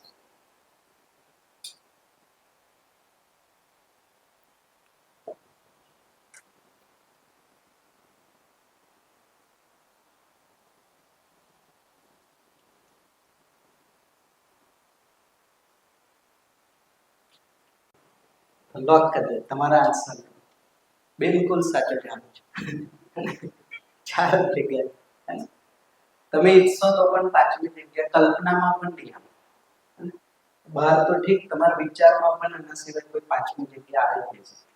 આનાથી ઓછામાં ચાલે એવું પણ નથી. તમે ઓપ્શન કાઢ દો મને કે આ શરીર યાત્રામાં મેં 2 જગ્યાએ જીવીશ, 2 જગ્યાએ નહીં જીવું. એવું થઈ શકે? તો પોસિબલ છે કે આ શરીર યાત્રામાં હું મારામાં અને પરિવાર માટે જીવીશ, સમાજ પ્રકૃતિ doesn't matter for me, my life my rules. એવું થઈ શકે? તો શું લાગે? થઈ શકે? હા, થાય કે ન થાય? માની શકીએ, થાય નહીં. માનવા માટે માની શકો કે હું આ 2 જગ્યાએ જીવું. જેમ કે આ બધી જ વસ્તુ જીવવાની જગ્યા છે તો એ 4 ઇન્ટરકનેક્ટેડ છે, ને જોડાયેલી છે એકબીજા સાથે. જેમ કે હું છું એને આપણે નકારી શકીએ ના? ભાઈ હું નથી એવું કહી શકો ક્યારે? કાલથી હું નથી, એવું કલ્પનામાં પણ નહીં આવે. તમે જો આટલા વર્ષોની ઉંમરમાં ક્યારે એવો વિચાર નહીં આવ્યો કે હું નથી, હું છું ત્યાંથી શરૂઆત થાય. હવે હું છું તો ક્યાંથી છું? પરિવારનો જ પાર્ટ છે. એકલો તો હું છું નહીં, છું તો પરિવારમાં જ છું. પરિવાર જંગલમાં રહેતો નથી, તો પરિવાર કેનો પાર્ટ થઈ? સમાજ. અને સમાજની, મારી, પરિવારની નીડ ક્યાંથી પૂરી થાય? પ્રકૃતિ. તો આ 4 ઓપ્શન નથી, ક્રમ છે 1 2 3 4. એટલે પ્રાયોરિટી મે ડિફર. વ્યક્તિની પ્રાયોરિટી 4 માંથી અલગ અલગ હોઈ શકે, જીવવાની ઇન્ટેન્સિટી અલગ હોઈ શકે. ઓપ્શન નથી. હવે આમાં થયું શું અમુક વ્યક્તિ ખાલી સેલ્ફ પોતાના માટે જીવ્યા, આ 3 રહી ગયું, ગેપ આવશે. કોઈ પરિવાર માટે સંઘર્ષ કર્યો, જીવ્યો, આ 3 રહી ગયું, તો પણ ગેપ આવશે. કોઈ સમાજ માટે બહુ સારું કામ કર્યું, બહુ સારા લેવલ પર લઈ ગયો, આ રહી ગયું, આ રહી ગયું, તો પણ ગેપ આવશે. અને કોઈ અન્ય માટે બહુ સારું કામ કર્યું, આ 3 કોમ્પ્રોમાઇઝ થઈ ગયું, તો પણ ગેપ આવશે. જીવવું એટલે સંતુલન છે. અલ્ટિમેટલી આ ચારેય જગ્યાએ જીવવું પડશે, ઓપ્શન જ નથી. માણસ પાસે અગેન આ પાછું એક ડિફોલ્ટ સેટિંગ છે બાય બોર્ન, અને તમે હું ચેન્જ ના કરી શકો. તો આ 4 જગ્યાએ જીવવું કમ્પલસરી છે જ, આમાં ચોઈસ નથી. તેનો મતલબ છે કે આ 4 જગ્યાને સમજવી પણ પડશે. આમાં તમને જ્યાં પણ એવું લાગે કે કંઈક અલગ મારો વ્યૂ છે તો તમે કહેજો. આ 4 જગ્યાઓ ઓપ્શનલ નથી, આ 4 જગ્યા જીવવાની છે. તો જીવવા માટે આ 4 જગ્યા છે જ્યાં માણસ જીવશે. ચાલુ થશે પોતાના, એટલે નાનું બાળક હોય તો તમને પોતે બધી એજ્યુકેશન સુધીની યાત્રા સેલ્ફની છે. હું સમજું, હું સુખી થાઉં, હું સમૃદ્ધ થાઉં, આ બધું સેલ્ફ સેન્ટ્રિક છે. એકવાર એ અચીવ થઈ ગયું પછી પરિવાર સેન્ટ્રિક ચાલે, અને પરિવારમાં રિઝલ્ટ મળી ગયું પછી સમાજ સેન્ટ્રિક ચાલશે. અને એની સાથે ત્રણેયની સાથે પ્રકૃતિ પેરેલલ છે, સાથે જ. તો કહેવાનો મારો મતલબ એ છે કે કોઈ એક પણને બાયપાસ નહીં કરી શકાય અથવા તો ઇગ્નોર નહીં કરે. જે વસ્તુ બાયપાસ કે ઇગ્નોર થઈ, જો આ પણ સરસ છે, પકડવા જેવી વસ્તુ, આ 4માંથી કોઈ પણ વસ્તુ છૂટી ગઈ એનું ગિલ્ટ અને દુઃખ આવશે જ. આ નિયમ છે. માણસ ઇગ્નોર કરીને જીવીને જતો રહેશે એવી કોઈ વ્યવસ્થા નથી. કોઈ પણ જગ્યા બાકી રહી ગઈ એનો અફસોસ, એનું દુઃખ, એનું ગિલ્ટ આવશે ને આવશે. આ પણ નિયમ છે. આ હું નથી કહેતો, તમે ચેક કરશો તો તમને એ જ દેખાશે કે જે વ્યક્તિ માન લો કે કોઈ એક લેવલે બહુ સારું જીવી ગયા, બીજા લેવલ ના જીવવાના તો એને રહેશે અફસોસ, આ તો થઈ ગયું, આ ન કરી શકે. એટલે સંતોષ નહીં મળે કહેવાનું. આ 4 જગ્યાએ જ્યારે જીવવાનું પૂરું થશે તો જ સેટિસ્ફેક્શન અને સંતોષ મળશે માણસમાં. તો આ સ્થિતિ મળશે નિરંતર સુખ. તેની માટે આ 4 જગ્યા છે. આમાં કઈ પૂછવું હોય તો કેવું? જીવવાની 4 જગ્યા છે. જી માઈક.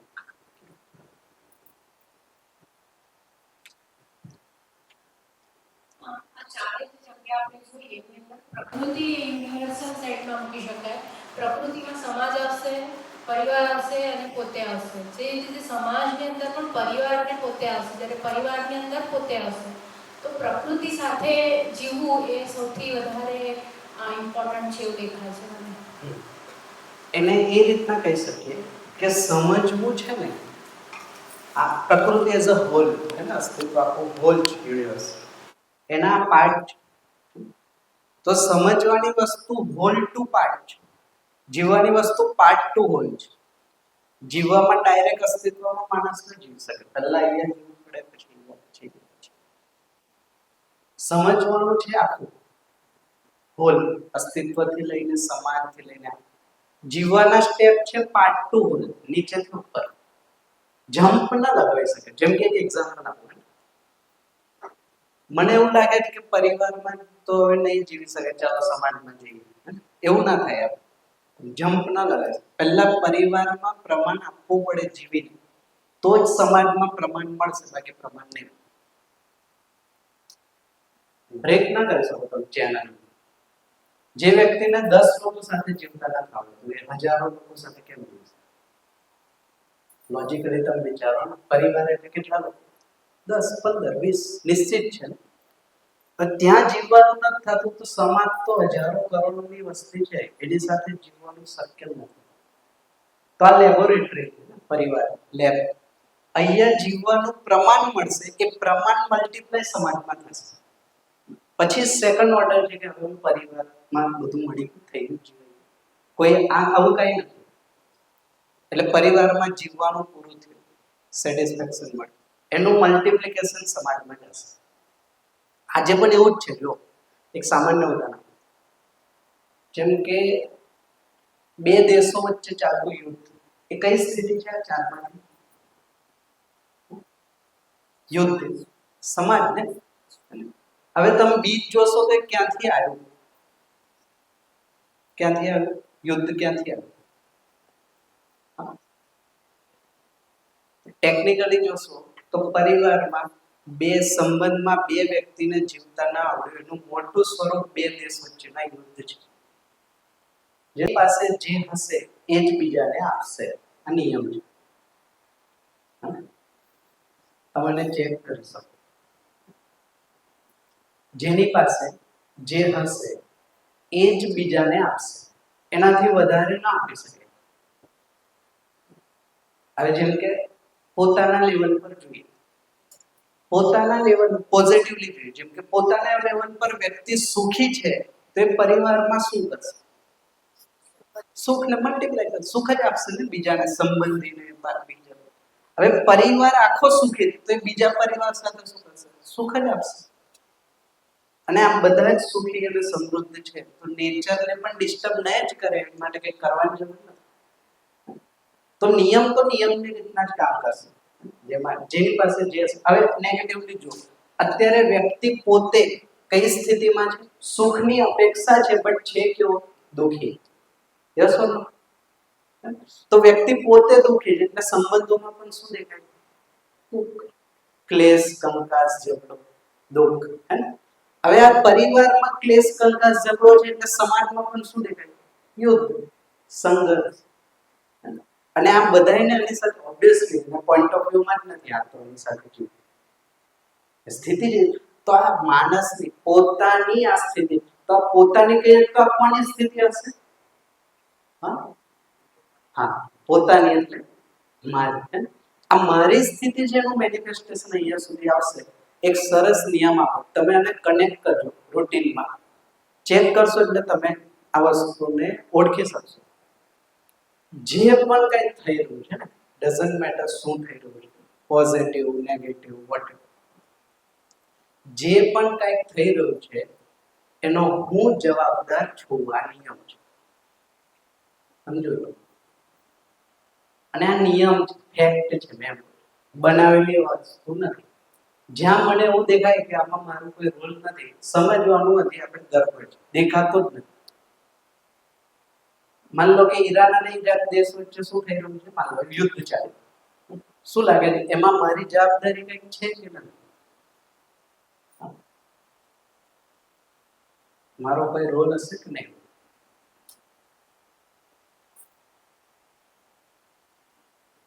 સમાજનો પ્રોબ્લેમ છે ને યુદ્ધ. બે દેશ વચ્ચે યુદ્ધ ચાલે. શું મને લાગે છે કે આ મારી જવાબદારી છે? જો નથી લાગતું એનો મતલબ આ વસ્તુ હજી કનેક્ટેડ નથી આપણા. તો વસ્તુ આનો અભ્યાસ કરી શકો તમે. જે પણ કંઈ ઘટી રહ્યું છે ને બહાર અંદર, સમાજમાં, પરિવારમાં, મારામાં, એનો જવાબદાર હું પોતે જ છું.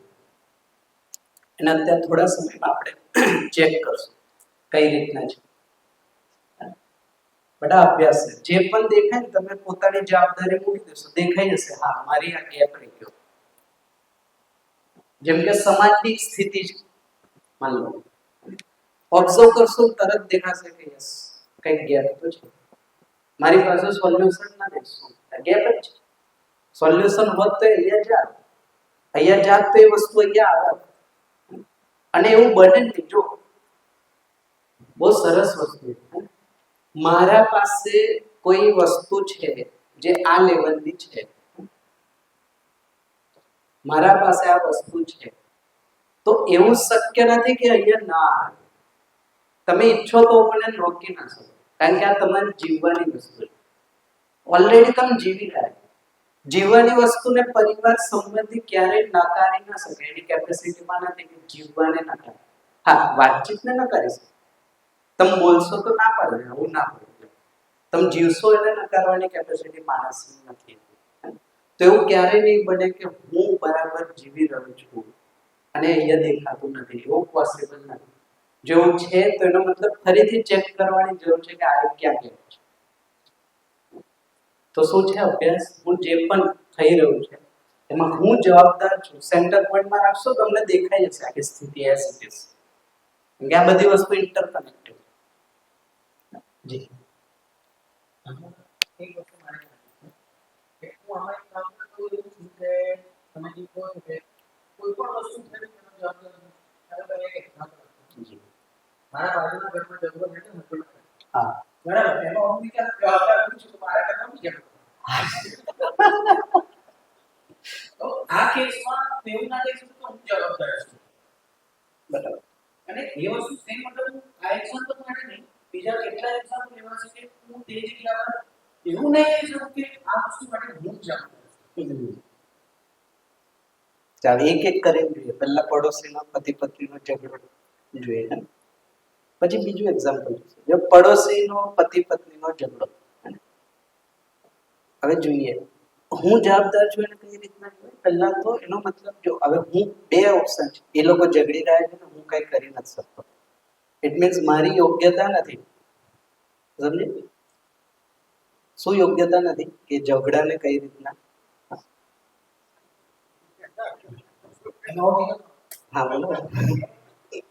અને એનો ઝઘડો કયા બેઝ પર નહીં. હા એ જ યોગ્યતા કહું છું. બીજું હા તમે એમનો ઝઘડો તો રોજનો કરો. એ તો આપણે થોડું ના આપણે રોજ- આપણે ઝઘડો નથી કરવાનો. આપણે સમજાવવાનું છે. સમજાવવાનું પણ નથી, જીવવાનું છે. ફરીને પાછું હું એ લેવલ પર લઈ જાઉં છું. પડોશીને દેખાઈ જશે કે બાજુના લોકોમાં પતિ પત્ની સંબંધમાં ઓહો આ રીતના પણ જીવી શકાય. એ નકારી નહીં શકે તમારા આચરણ. પણ હવે મારા ઘરમાં જ નથી દેખાતું છે ને આવું. તો પછી એ રીતના સ્વીકારશે? તમે કહેશો તોય નહીં સ્વીકારે. એ કે તમે પહેલા જો એક એક્ઝામ્પલ. એનો મતલબ જવાબદારી કેવી થઈ? મને મારા સંબંધની જવાબદારી નથી આવડી ને હજી. એ મલ્ટીપ્લાય પણ એ જ છે ને, પરિવારમાં જે જીવતા આવડ્યું એ સમાજમાં જતું રહેશે. એની માટે એફર્ટ કરવાનો કંઈક ઝઘડો છે. એ ઝઘડાના સોલ્યુશન માણસ હંમેશા ગોતે જ છે ને. હવે એને માન લો પડોશમાં દેખાય છે તો એને કેમ નકારશે? ઉલટો આવશે ને પૂછવા, ભાઈ તમે આટલી આ રીતના કઈ રીતના જીવશો? હવે જ્યારે મારી પાસે એનો આન્સર અને સમજ છે તો એને રસ્તો બતાવીશ ને. મેં પહેલું સ્ટેપ આ છે, બીજું આ છે, ત્રીજું આમ કરતા કરતા તમે આ રીતના આ સ્થિતિએ પહોંચશો. જેમ આપણી પાસે કોઈ વ્યક્તિ એવું પૂછવા આવે કે એન્જિનિયરિંગ કરવું છે કે શું કરી શકાય, સલાહ કેમ? કારણ કે એને દેખ્યું ને તમે એન્જિનિયર છો, પ્રમાણ એને ખબર છે તમે આવું કરી શકો. તો સલાહ લેવા કેમ આવે? કારણ કે તમે પ્રમાણ આપ્યું જીવીને. તમે ગાઈડ કરશો તો એ કરશે અને એને રિઝલ્ટ મળશે તો એ શું કરશે? મલ્ટીપ્લાય કરશે ને. હવે થયું શું? પડોશીમાં ચાલે, મારી પાસે યોગ્યતા નથી એટલે હું શું કરીશ? મારી પાસે બે જ ઓપ્શન, કાં તો હું આ ખાડા કાઢ દે તો ભાઈ રોજનું છે, એક આ ઓપ્શન. બીજો ઓપ્શન શું છે? મેં હવે મારી હવે આ ગજબ છે ને, હજી મારી સ્થિતિ નથી એને નામ આપ્યું છે અહીંયા સલાહ, હે ને? એ પણ નથી, હે ને? સલાહ. આનાથી માણસ દૂર ભાગશે. અને સલાહનો મતલબ છે જે જીવવામાં નથી, બોલવામાં છે. તો પડોશી નહીં સ્વીકારે. કારણ કે આ જીવવાવાળી વસ્તુમાં છે ને આચરણ પ્રમાણ છે. That's why મેં કીધું કે બોલેલી વસ્તુ કોઈ મેટર, ઘર પરિવારમાં સિવિલ ના ચાલે, એમાં જીવવું ચાલે. આ તો એક જનરલ લેવલ પર આપણે ઇન્ફોર્મેશન આપે. ઘરમાં કઈ રીતના આ વસ્તુ ચાલશે? હું જીવી રહ્યો છું, એ જીવવાનું વસ્તુ રોજ કોઈ જુએ જ છે જેટલા છે. એનાથી એના ઘણા બધા પ્રોબ્લેમ તો જીવવાના જોઈને જ રિઝોલ્વ કરી લે. અમુક એવી જગ્યા હશે જ્યાં સ્ટક થઈ જશે, પછી એ પૂછવા આવશે. એ પૂછવા આવે ત્યારે સંવાદની મેથડથી આ વસ્તુ જશે, વાતચીત. તો પરિવારમાં આખી વસ્તુ આચરણથી ચાલશે. એ જ આચરણ પછી ધીમે ધીમે મલ્ટીપ્લાય છે. બટ એ આચરણ માટે પહેલા રિઝોલ્યુશન મારામાં હોવું જોઈએ. That's why I am responsible. મારી જાત માટે મને જીવતા ના આવડ્યું તો હું બીજા સાથે ન જીવી શક્યો અને પડોશી સાથે. આ જ્યારે કનેક્ટ થશે ને તો વસ્તુ કનેક્ટ, તો પછી પડોશી નહીં લાગે, પછી એ સંબંધી લાગશે. અલગ રિસ્પોન્સિબલ. પછી મેં એને છોડી નહીં દીધો આ ખાડા કામ. પછી મેં જવાબદારી લઉં છું. હું જે સ્થિતિએ પહોંચ્યો એને હું ત્યાં સુધી લઈ જઈશ. આ જવાબદારી છે. એટલે ધેટ્સ વાય મેં કીધું કે હું જવાબદાર છું. હવે જેની પાસે તો સોલ્યુશન નથી તો કેમ જવાબદાર થશે? એ તો જે જીવશે એ જ જીવશે. જવાબદારી કોણ લેશે? જેની પાસે સોલ્યુશન. તો આ ભાવ અભ્યાસ રાખવાથી શું થશે? મને વારંવાર મારી જવાબદારીનો મને પીચ થશે કે હજી અચ્છા અહીંયા પણ ગયા અહીંયા, તો પછી હું એને સમજવાનો પ્રયત્ન કરીશ. આમ કરતા કરતા મારો ગ્રોથ છે. એટલે આ અભ્યાસ આવે કે જે પણ થયેલું છે એમ પોતાને જોડો, કારણ કે થાય છે પોતાના કારણે જ. દરેક વ્યક્તિ આ અભ્યાસ કરશે તો દેખાશે ને કે આજે ઘટી રહ્યું કે મારા કારણે ઘટ્યું, તો દરેક વ્યક્તિ પોતાને ચેન્જ કરશે. જો એનું મેનિફેસ્ટેશન પરિવારના સમાજમાં આવી જ જશે. ધેટ્સ વાય અભ્યાસનો એક પાર્ટ છે. જી. અચ્છા, તમે જે અત્યારે કીધું એટલું ચલો સમજી ગયા કે પડોશીને આપણું આચરણ દેખાશે, પણ રશિયા અને યુક્રેન વચ્ચે યુદ્ધ ચાલી રહ્યો છે. એને કહું આચરણ દેખાશે. હા, તો એને કહું આચરણ દેખાશે સ્ટેપ છે. જ્યારે સમાજ કહીએ છે તો સમાજ નથી, પછી એમાં એટલે ટૂંકમાં એના સબ ટાઈપ. એમાં છે રાષ્ટ્ર પણ છે, આંતરરાષ્ટ્ર. આનો બાય ડિફોલ્ટ પાર્ટ. તો જો એક વ્યક્તિનું મેનિફેસ્ટેશન પરિવારનું મેનિફેસ્ટેશન મહોલ્લામાં આવશે, મહોલ્લાનું ગામમાં, ગામનું શહેરમાં, શહેરનું જિલ્લામાં, રાજ્યમાં, રાષ્ટ્રમાં. તો ભારત એક સમય શું હશે? આઈડિયલ હશે. કારણ કે બીજા દેશને જીવવું છે તો આ જ રીતના ને, એની અપેક્ષા આ જ છે. ભારત પાસે સોલ્યુશન છે, બીજો લઈ લેશે સમાજમાં, એટલે બીજો દેશ લાઈક રશિયા. તો તમે ચેનલ ઓબ્ઝર્વ કરશો તો અહીંયા જોડાઈ જશે. સી આજે પણ જેની પાસે સોલ્યુશન છે ને વસ્તુ અટકતી નથી. અટકે છે એટલે કે મારી પાસે લોંગ ટર્મ સોલ્યુશન નથી. સમજો આજે માન લો કે યુદ્ધ ચાલી રહ્યું છે, સામાન્ય ઉદાહરણ. યુદ્ધનું પરમેનન્ટ સોલ્યુશન કોની પાસે છે? પરમેનન્ટ સોલ્યુશન કોની પાસે? પરમેનન્ટ ક્યારે યુદ્ધ જ ના થાય એનું સોલ્યુશન કોની પાસે નથી? છે ને એટલે જોઈએ છે તો બધાય ને. તો જો મારી પાસે પરમેનન્ટ સોલ્યુશન છે તો એ ત્યાં સુધી પહોંચી જ જશે. હું પ્રયત્ન કરીશ, એ લોકો પોતે જ વિન વિન સિચ્યુએશન છે. એની જરૂર છે, મારી પાસે વસ્તુ છે ઉપલબ્ધ. પછી એની મેથોડોલોજી કેમ આવશે? તો બાય એજ્યુકેશન. આખા એજ્યુકેશન એક કોમન પોઈન્ટ છે જે આખા વિશ્વને એક સમાન રૂપે સ્વીકાર્ય છે. સમજો એજ્યુકેશનમાં યુદ્ધ નથી આજે. ભલે ઈરાન ઈરાક લડતા હશે તો પ્રોપર્ટી હશે, ઇંધણ હશે, આ બધા મુદ્દા હશે. ગુરુત્વાકર્ષણનો નિયમ અમારો અલગ છે ને તમારો અલગ છે એ રીતના કોઈ નહીં. આ યુનિવર્સલ ટ્રુથ છે. ધેટ્સ વાય જો મારી પાસે યુનિવર્સલ સોલ્યુશન છે તો એ તો માણસ પોતે જ છે, એની પાસે પહોંચ એ સ્વીકારશે. નકારવાનો એની પાસે સ્કોપ નથી. એને જ સ્ટેપ બાય સ્ટેપ આપણે જોશું, ઓપન કરશું બધી વસ્તુ. જી બીજું કઈ? એક બ્રેક લઈ લઈએ. કેટલો? 20 મિનિટ. 20 મિનિટનો બ્રેક લઈ પછી પાછો થોડું એના પર ચર્ચા આવે વધારે. એમાં વિચારીને માણસ પ્રોબ્લેમ અથવા તો સમસ્યાના કારણે હેરાન થાય છે કે સમસ્યાનો એની પાસે સોલ્યુશન નથી એટલે હેરાન થાય? શું લાગે? હવે જો તમે યુક્રેન અને રશિયા જો, યુક્રેનના રશિયાના યુદ્ધથી મારા ઘરમાં એલપીજીના ભાવ વધ્યા કે ન વધ્યા? એક સારી વસ્તુ શું થઈ કે ખબર પડી કે આપણે જોડાયેલા છે એની સાથે.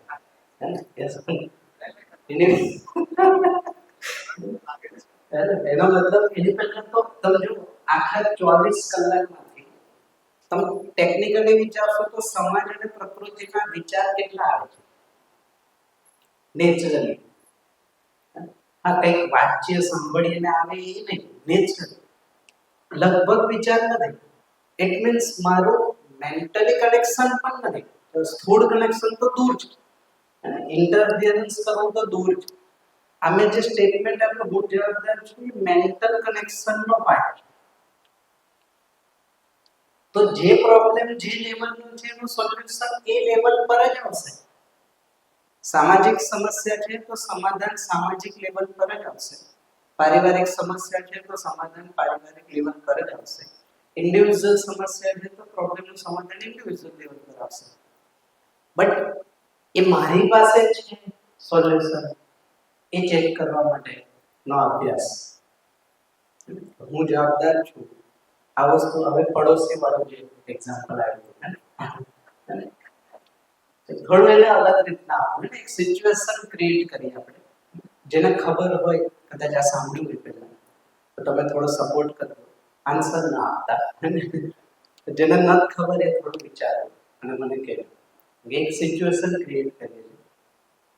પડોશી છે રોજ મારા ઘરની આગળ આવીને કચરો નાખી દે છે. ડેલી એનું રૂટીન છે મારા ઘરની આગળ આવીને કચરો નાખે.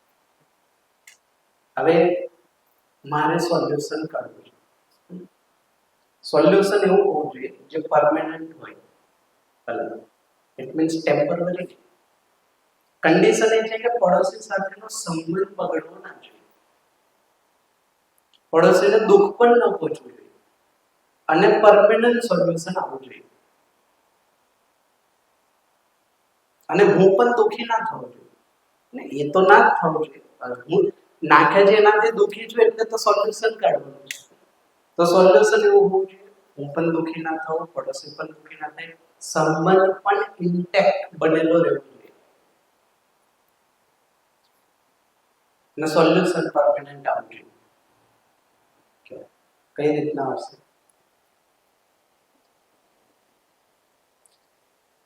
પ્રશ્ન સમજાય છે ને? પ્રશ્ન ક્લિયર થાય છે? પ્રશ્ન રિપીટ કરો કે ક્લિયર છે? ક્લિયર છે. ચાલો તો બરાબર. એટલે ઇટ મીન્સ કન્ફ્યુઝન પ્રશ્નમાં હોય તો પછી સોલ્યુશન તો કેવો શું સમાધાન આવશે? સોરી કચરો હા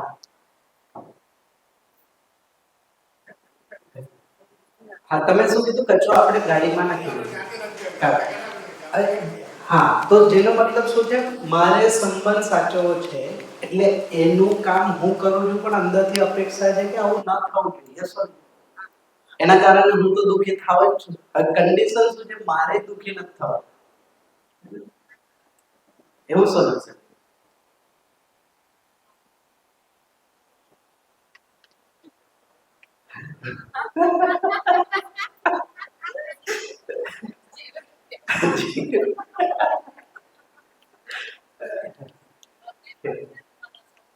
હા તો ફોર એક્ઝામ્પલ આપણે બે પડોશી છે. હું આવું બિહેવ કરું તમે શું કેમ સમાધાન લાવો? હા માઈક બધાને સંભળાય સમજાવીને શું કઈ રીતના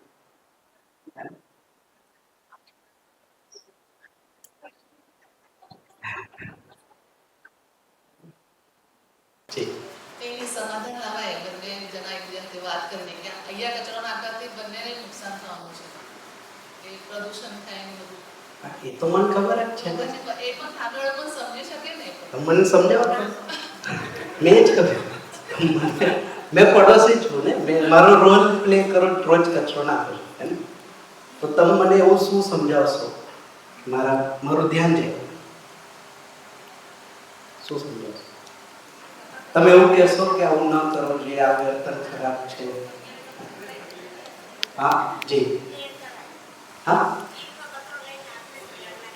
હા એ તો એમને કીધું કે એમનો કચરો આપણે લઈશું ને આપણે પણ એમાં થાય છે શું? હું તો દુઃખી છું ને મને નથી ગમતું રોજ એનો કચરો થોડો અને ન આવી તો એવું છે. એમ તો મજા આવી ગઈ જેમ કે મને તો મજા આવી જોયું મારો રોજ કચરો ઉપાડે તો રિવર્સ થઈ જાય. જી કચરો નાખનારને ખ્યાલ ના આવે અને આપણે એવું માનીએ કે આમાં આવો કચરો છે એ રીતે સમજી અને કચરો નાખી દેવાનો બહાર જઈને જગ્યાએ અને આવું રિકરિંગ 4-5 દિવસ કરીશું સામેવાળી જોશે ઓટોમેટિક બંધ કરી દેશે. એટલે એમને જ કીધું બરાબર અમને સોલ્યુશન આમાં થાય શું? જેમ કે પહેલા તો એ એક્સેપ્ટ કરવું જ પોસિબલ નથી કે આ કચરો મારો છે. એટલે કદાચ હું કરું છું તો અંદરથી સ્વીકાર નથી લઈ લઈશ, પણ મને અંદર થોડું સ્વીકાર થશે કે મારું કચરો. ઇટ મીન્સ મારા અંદર તો ચાલે જ કરશે અને આવું ન કરવું જોઈએ ને આવું કરવું, લાઈક મેં કહેતો નથી અંદર. ઇટ મીન્સ હું તો હેરાન થઈશ જ ને. ભલે બીજું કે કદાચ 4, 5, 10 દિવસ જોવે છે રોજ, હવે એવું માન લેજો ચાલી ગયું ને કામ, એને હું માની જ શકે, એની ચોઈસ છે ને. કહેવાનો મતલબ હું એવું અનુમાન લગાવું છું કે એનામાં બદલાવ આવશે. ના આવ્યો તો માની લેવું કે ડિફોલ્ટ પીસ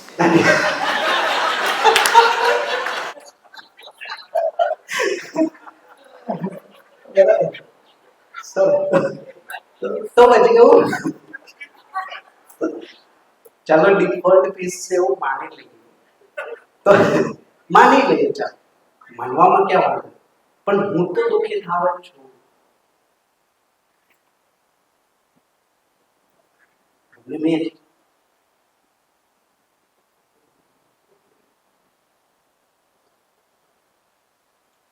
સી આપણે આમાં બેઝમાં છે હું જવાબદાર છું, બેઝ લાઈન છે એના રેફરન્સમાં ચર્ચા કરીએ. હાજી માઇક આપજો તો બે પાછું.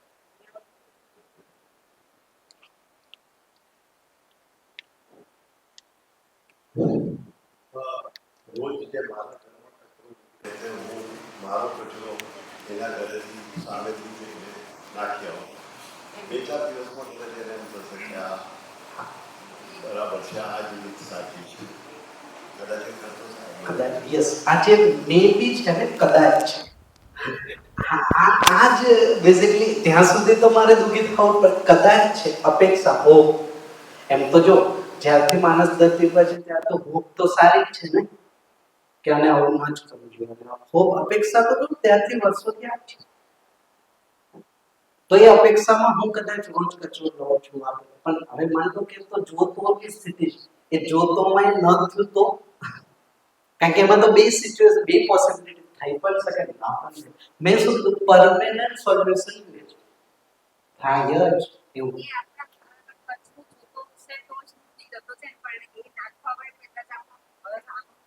આપણું ચોખ્ખું જ છે, એકદમ ક્લિયર, નીટ એન્ડ ક્લીન. આપણે તો આપણી જવાબદારી નિભાવી છે, રોજ સાફ આપણું અંગણ તો કરે એ નાખી દે પાછળ તો.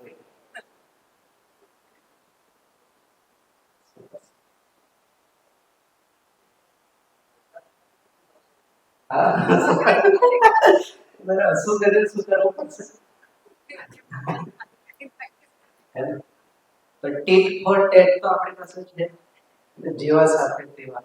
એમાં તો આપણી કન્ડિશન બ્રેક થઈ ગઈ, સંબંધ જ જતો. એ બધા રસ્તા તો વર્ષોથી માણસ પાસે છે, એટલે તો એના સિવાયનું સોલ્યુશન ની વાત, પરમેનન્ટ સોલ્યુશન. ટેમ્પરરી બાકી તો આપણી પાસે તો ખાલી કયો પ્રોબ્લેમ સોલ્વ કરી દઈશ. એવા તો જુગાડ આપણી પાસે અનલિમિટેડ છે. નાખ્યા શું ફરી કચરો લાઈક એ નહીં, એ તો ચાલે જ છે ને વર્ષોથી. હા જી હા.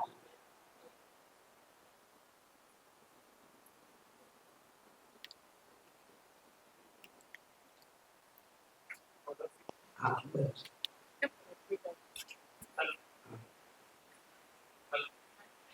પ્રેસ કરો. પડોશી બદલી શકાય, હા બદલી શકે. બીજાનું બિહેવિયર હું બદલી શકું.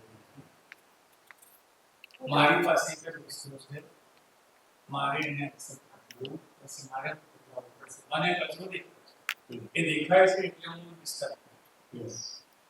પડોશી મને ડિસ્ટર્બ નથી કરતો, કચરો ડિસ્ટર્બ કરે અને કચરો મને દેખાય છે, એટલે જે મારું બિહેવિયર બદલીશ મને કચરો નહીં દેખાય એ દિવસથી મને તકલીફ નહીં. પેલો તો ખુશ છે, સંબંધ પણ સુખો જે તો બહુ ચિંતા નહીં, કચરો બધે છે પડ્યો તો પડ્યો એક્સેપ્ટ કરવો પડશે.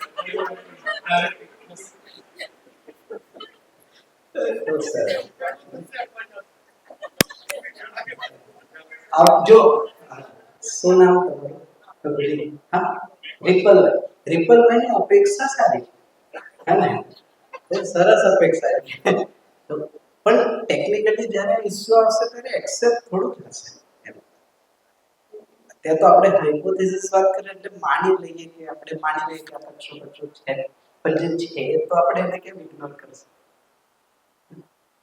હા, કદાચ હું સહન કરી લઈશ, પણ સહન કરવાથી હું તો દુઃખી થવા જ છું ને, વાત એ છે. હા, એ જ તો એ જ કહું તો એની માટે શું કરે એટલે હા ઘર તો ભાઈ હા તો કેવું છે તો પછી તો સંબંધ વાળી વસ્તુ જ ખતમ થઈ ગઈ ને. એ બદલી શકાય એ તો છે નહીં. એ પોસિબિલિટી છે. બીજો આ તો ચાલો કચરો નાખતો પેલો તો એ ક્યાં આપણને ખબર હે ને. તો એ તો અઘરું છે પ્રિડિક્ટ કરું. જી વિવેકભાઈ.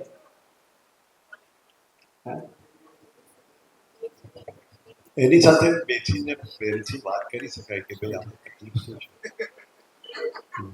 એટલે મેં પૂછ્યું એવું નથી કે હું પ્રયત્ન જો માણસ જયારે પ્રોબ્લેમ આવે તો પ્રયત્ન તો કરે જ છે. ઇટ મીન્સ એને સમજાવવાનો પ્રયત્ન તો કર્યો જ ને સામાન્ય કે ભાઈ તમે આવું શું કરો કંઈક પ્રોબ્લેમ છે મારાથી કંઈક ભૂલ થઈ કંઈક કહો તો ખરા. કાંઈ નથી તમે ચિંતા કંઈક બીજે દિવસ પાછો કરજો આનું તમે શું કરશો એમ. કારણ કે હવે તમે ચાલો હિન્ટ આપી દો હે ને. પહેલા તો આપણી પાસે એનો મતલબ કે જો પરમેનન્ટ સોલ્યુશન વાળી વસ્તુ તો નથી હે, એ તો ધ્યાનમાં આવે છે. પરમેનન્ટ સોલ્યુશન નથી. એક હિન્ટ આપજો, તમને ઓબ્ઝર્વ કરજો. માની લો કે તમે જેને પણ તમારાથી શ્રેષ્ઠ માનતા હોય, જે પણ વ્યક્તિ હોય, આપણા દરેકની લાઈફમાં કોઈક તો હશે જેને આપણે શ્રેષ્ઠ માનીએ, આપણાથી આગળ તો વ્યવસ્થિત. તમને એના માટે કોઈ દિવસ ખરાબ વિચાર આવે છે? ઈમાનદારીથી કહેજો. તમે જેને શ્રેષ્ઠ અથવા તો મારાથી આગળ જેને માનતો એના માટે ક્યારેક ખરાબ નેગેટિવ વિચાર આવે છે? એના માટે શું તમે એની સાથે ક્યારેક ખરાબ વર્તન કરી શકો? પોસિબલ છે? વિચાર તો આવતો નથી, વર્તન તો દૂર દૂર સુધી ન થઈ. વિચારે વ્યક્તિ ખાલી કલ્પનામાં આવે તો બોડી લેંગ્વેજ ચેન્જ છે કે નહીં? શું પડોશીને એ આચરણ દેખાતું નથી આપણામાં.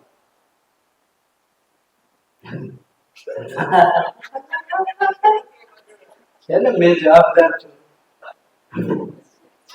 છે કે નહીં?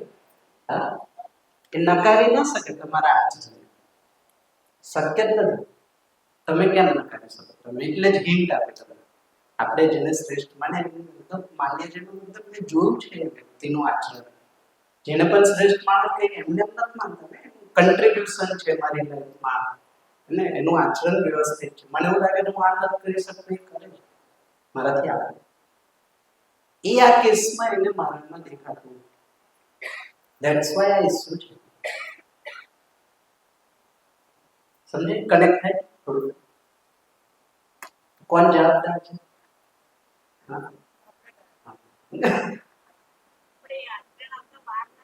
હા, વાર લાગે. એને વાર લાગે ત્યાં સુધી ના સમજી ટેક્સ ભરવો પડશે.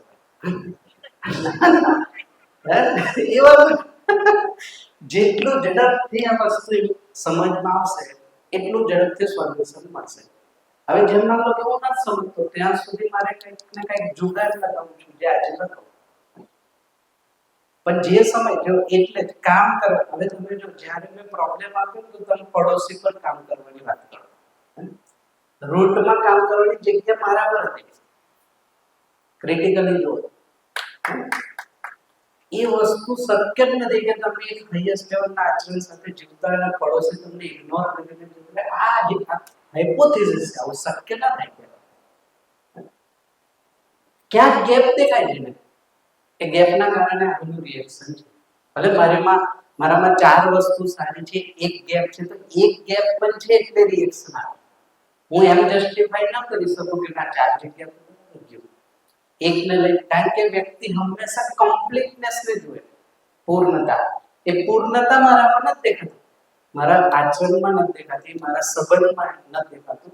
અને ખાલી વર્તણૂક નથી વાત કરતો, મેં ભાવ પક્ષની વાત કરું, ફિલિંગ એ મિસિંગ આ કેસમાં. એટલે મેં કન્ડિશન આપી સંબંધ કોમ્પ્રોમાઇઝ ન થયો.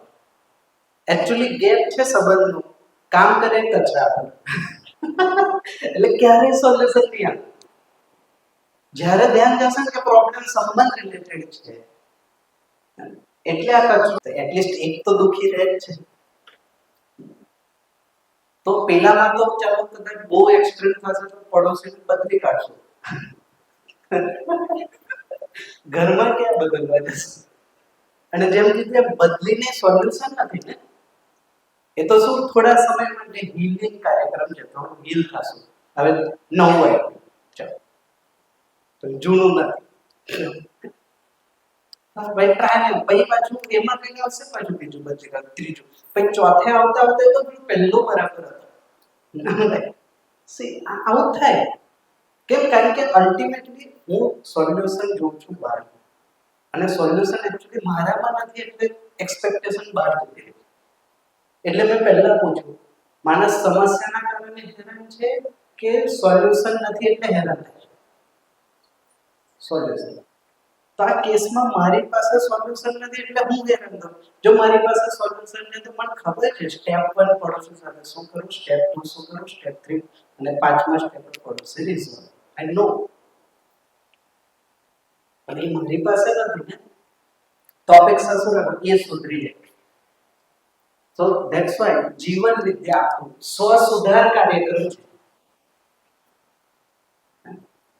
હાજી, કોઈને બદલવાની, કહેવાનો મતલબ કોઈને બદલવાની આપણી જવાબદારી પણ નથી ને.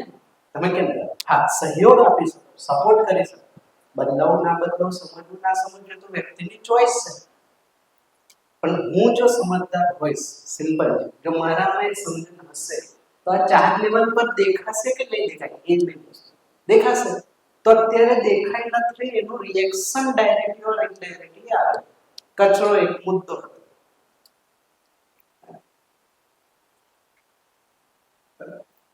તો એવું ક્યારેય પોસિબલ નથી કે હું સમજદાર છું અને સામેવાળો મને ઇગ્નોર કરીને જતો રહે.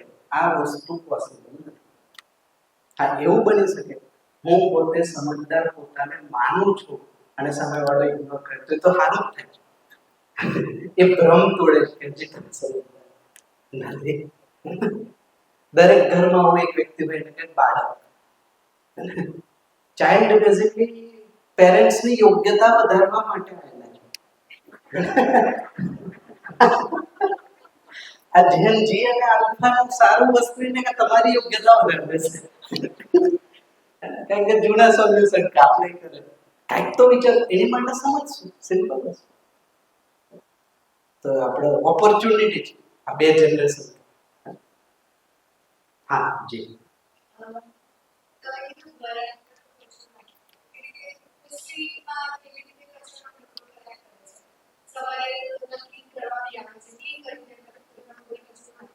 જી. તો આમાં આપણે કેવી રીતે પોતાનું રૂપિયા લખી શકીએ? તો એને માઇન્યુટલી સમજવું પડશે. સ્ટ્રીટ લેવલનો પ્રોબ્લેમ છે બેઝિકલી, એમાં મારા એકલાનો રોલ નથી કે મારા પરિવારને એકલાનો રોલ નથી.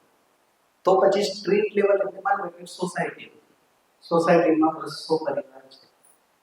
તો 200 પરિવારને નક્કી કરવું પડશે ને આપણે કઈ રીતના જીવવું. પહેલા કે એમને ચાલશે શું લાગે? નક્કી કરવું પડે કે એમને ચાલે? એમને ના ચાલે. એમને ચાલે તો આ ઇસ્યુ હશે. તો પહેલા તો 200 પરિવાર ભેગા થઈને સોસાયટીની વ્યવસ્થા કેમ ચાલશે એની માટે તો કંઈક તો બનાવવું પડશે સ્ટ્રક્ચર. તો એમાં સ્ટ્રક્ચરના નિર્ણય લેવાશે 200 પરિવાર સાથે મળીને. તો 200 પરિવારના બધા લોકોને પરિવાર ચૂઝ કરશે કે અમારા તરફથી આ રિપ્રેઝેન્ટેટિવ છે. પેલા પરિવાર 200 રિપ્રેઝેન્ટેટિવ હશે. આ એક્ઝામ્પલ 200 ના રિપ્રેઝેન્ટેશનમાં કોઈ નિર્ણય લેવાનો કે આવી કોઈ સમસ્યા છે લાઈક ધેટ. એનું પ્રેક્ટિસેબલ અને પરમેનન્ટ સોલ્યુશન શું છે એના પરથી એક એસઓપી નક્કી થશે. એસઓપી પ્રમાણે આ પ્રયોગ કરો. આપણે અહીંયા હિવરે બજાર નામ છે. એમાં પ્રયોગ થયો, બહુ સફળ પ્રયત્ન. આખું ગામ એક માનસિકતા થઈ ગયું. આખું ગામ 300 પરિવાર છે. આમ ગામમાં એક મચ્છર બનતો ને તો 100 રૂપિયા તમને ઇનામ આપે. લોકો કરી બધા. સૌથી ઓછો વરસાદ પડે ગામમાં પહાડ એરિયામાં, એટલે પડે તો વહી જાય. તે જતાં લાસ્ટ યર હું ગયો તો 75 લાખની તો ડુંગળી પડી હતી એમના ગોડાઉનમાં. 75 lakhs. દર મહિને 30 લાખનું તો દૂધ ભરે. આખો ગામ બીપીએલ માં એક પણ પરિવાર નથી. ગામની સ્થિતિ કરું તો સોસાયટી તો બહુ નાની વસ્તુ. બીપીએલ અંદર એક પરિવાર, કોઈ પરિવાર એવો નથી કે જેની આવશ્યકતાઓ પૂરી ના થાય. અને એમને ગામ લેવલે આવ્યો છે. પહેલા આવું નતું. આથી અમુક વર્ષો પહેલા એની સ્થિતિ બહુ ખરાબ હતી. પછી અમુક વસ્તુ નક્કી થઈ ને એ બધાની સર્વ માટે થઈ. એ પ્રમાણે જ્યારે એ વસ્તુ આચરણમાં આવી તો આજે એના પરિણામ છે. તો આવા પ્રગટ થયા છે એના પરિણામ પણ છે. તો પોસિબલ તો છે, બટ એનો મતલબ એ સ્ટેપ, એ આ સ્ટેપની વસ્તુ છે. તો આ સ્ટેપમાં બધા પરિવારોએ સાથે ચાલો. તો પહેલા તો હું મારામાં ઓબ્ઝર્વ કરીશ ને મારી પાસે સોલ્યુશન છે કે, પછી મારા પરિવાર પાસે એનું સોલ્યુશન છે કે, તો પરિવારનું કન્ટ્રીબ્યુશન પછી સોસાયટીમાં આવશે. એમાંથી પરિવારને એવું લાગે કે તમે લીડ કરો તો હું લઈને જઈશ સોલ્યુશન, બીજા કોઈ કરશે તો એ લઈને જશે. તો સિલેક્શન બેઝિસ પર આ વસ્તુ આખી વસ્તુ ચાલશે, સ્ટેપ બાય સ્ટેપ આવશે. બટ આવશે એ નક્કી, કારણ કે નિયમ એ રીતના કામ કરે કે મારું મેનેજર સ્ટેશન અહીંયા જશે, અહીંયાનું મેનેજર સ્ટેશન અહીંયા જશે. તો જે વાત કરી કે આ યુદ્ધ થયેલું છે, આ થયેલું છે, એનો મતલબ છે કે અત્યારે મારી પાસે એનું સોલ્યુશન મારી પાસે નથી. બહાર આવશે તો સમય લાગશે. મેં એમ નથી કહેતો મારી પાસે સોલ્યુશન હશે ને ઈરાક-ઈરાનનું યુદ્ધ બંધ થઈ જશે. લાઈક એ હાઇપોથેટિકલ વસ્તુ નથી, પણ એટલીસ્ટ વ્યક્તિગત લેવલે તેનું સોલ્યુશન હોવું જોઈએ. વ્યક્તિગત લેવલ પર સોલ્યુશન છે તો અહીંયા આવશે. તો સામાજિક ઇસ્યુ છે તો સામાજિક લેવલ પર રિઝોલ્વ થતા એક સમય તો લાગશે, 20, 25, 30 વર્ષ whatever, જે પણ સમય. પણ મારી પાસે સોલ્યુશન છે. ધેટ્સ વાય હું હડબડીમાં નથી, હું દુઃખી નથી, હું બેચેન નથી, કારણ કે આઈ નો વોટ ઇઝ સોલ્યુશન. જેમ કે કરપ્શન એક પ્રોબ્લેમ છે, તો કરપ્શન તો સમાજનો પ્રોબ્લેમ છે. એક વ્યક્તિ હું સમજદાર હોઈશ તો હું કરપ્શન નહીં કરું એની તૃપ્તિ મારી પાસે, એટલે હું દુઃખી નથી. અને જેને જરૂર છે મારી પાસે સોલ્યુશન છે. અને પરિવારમાં તો છે, તો પરિવાર કરપ્શન ફ્રી થશે. હું થઈશ તો મારું મેનેજ પરિવાર કરપ્શન, એ પરિવારથી અડોશ પડોશ, સોસાયટી, મહોલ્લો, ગામ, આ રીતે સ્ટેપ બાય સ્ટેપ. અને એક સમય સમાજ, આખો સમાજ એવો થઈ જશે કે હવે અહીંયા કોઈ કરપ્શન કરવાની જરૂર નથી. અને આ કઈ રીતના થશે એના સ્ટેપ છે, એને આપણે તો એવું નથી કહેતા કે મારા એકલાથી દુનિયા ચેન્જ થઈ જશે, બટ હું એવું કહું છું કે મારા વિના પણ ચાલે એવું નથી. હું નહીં સમજુ, બીજા સમજી જશે તો બધું સોલ્વ થઈ જશે એવું નહીં. સમજવું બધાએ પડશે અને પછી એનું મેનિફેસ્ટેશન અલગ અલગ લેવલ પર આવશે. તો નિયમ છે અને બેઝ પર તો એક એક્સ્ટ્રીમ નિયમ કહું છું, કેમ કે હું છું અને સામે 824 કરોડ લોકો છે.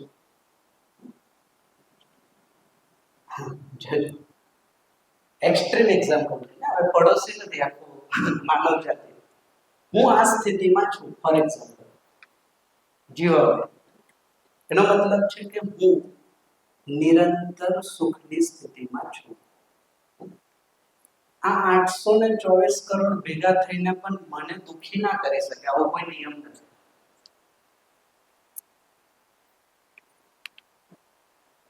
જ્યારે હું આ સ્થિતિમાં હોઈશ ત્યારે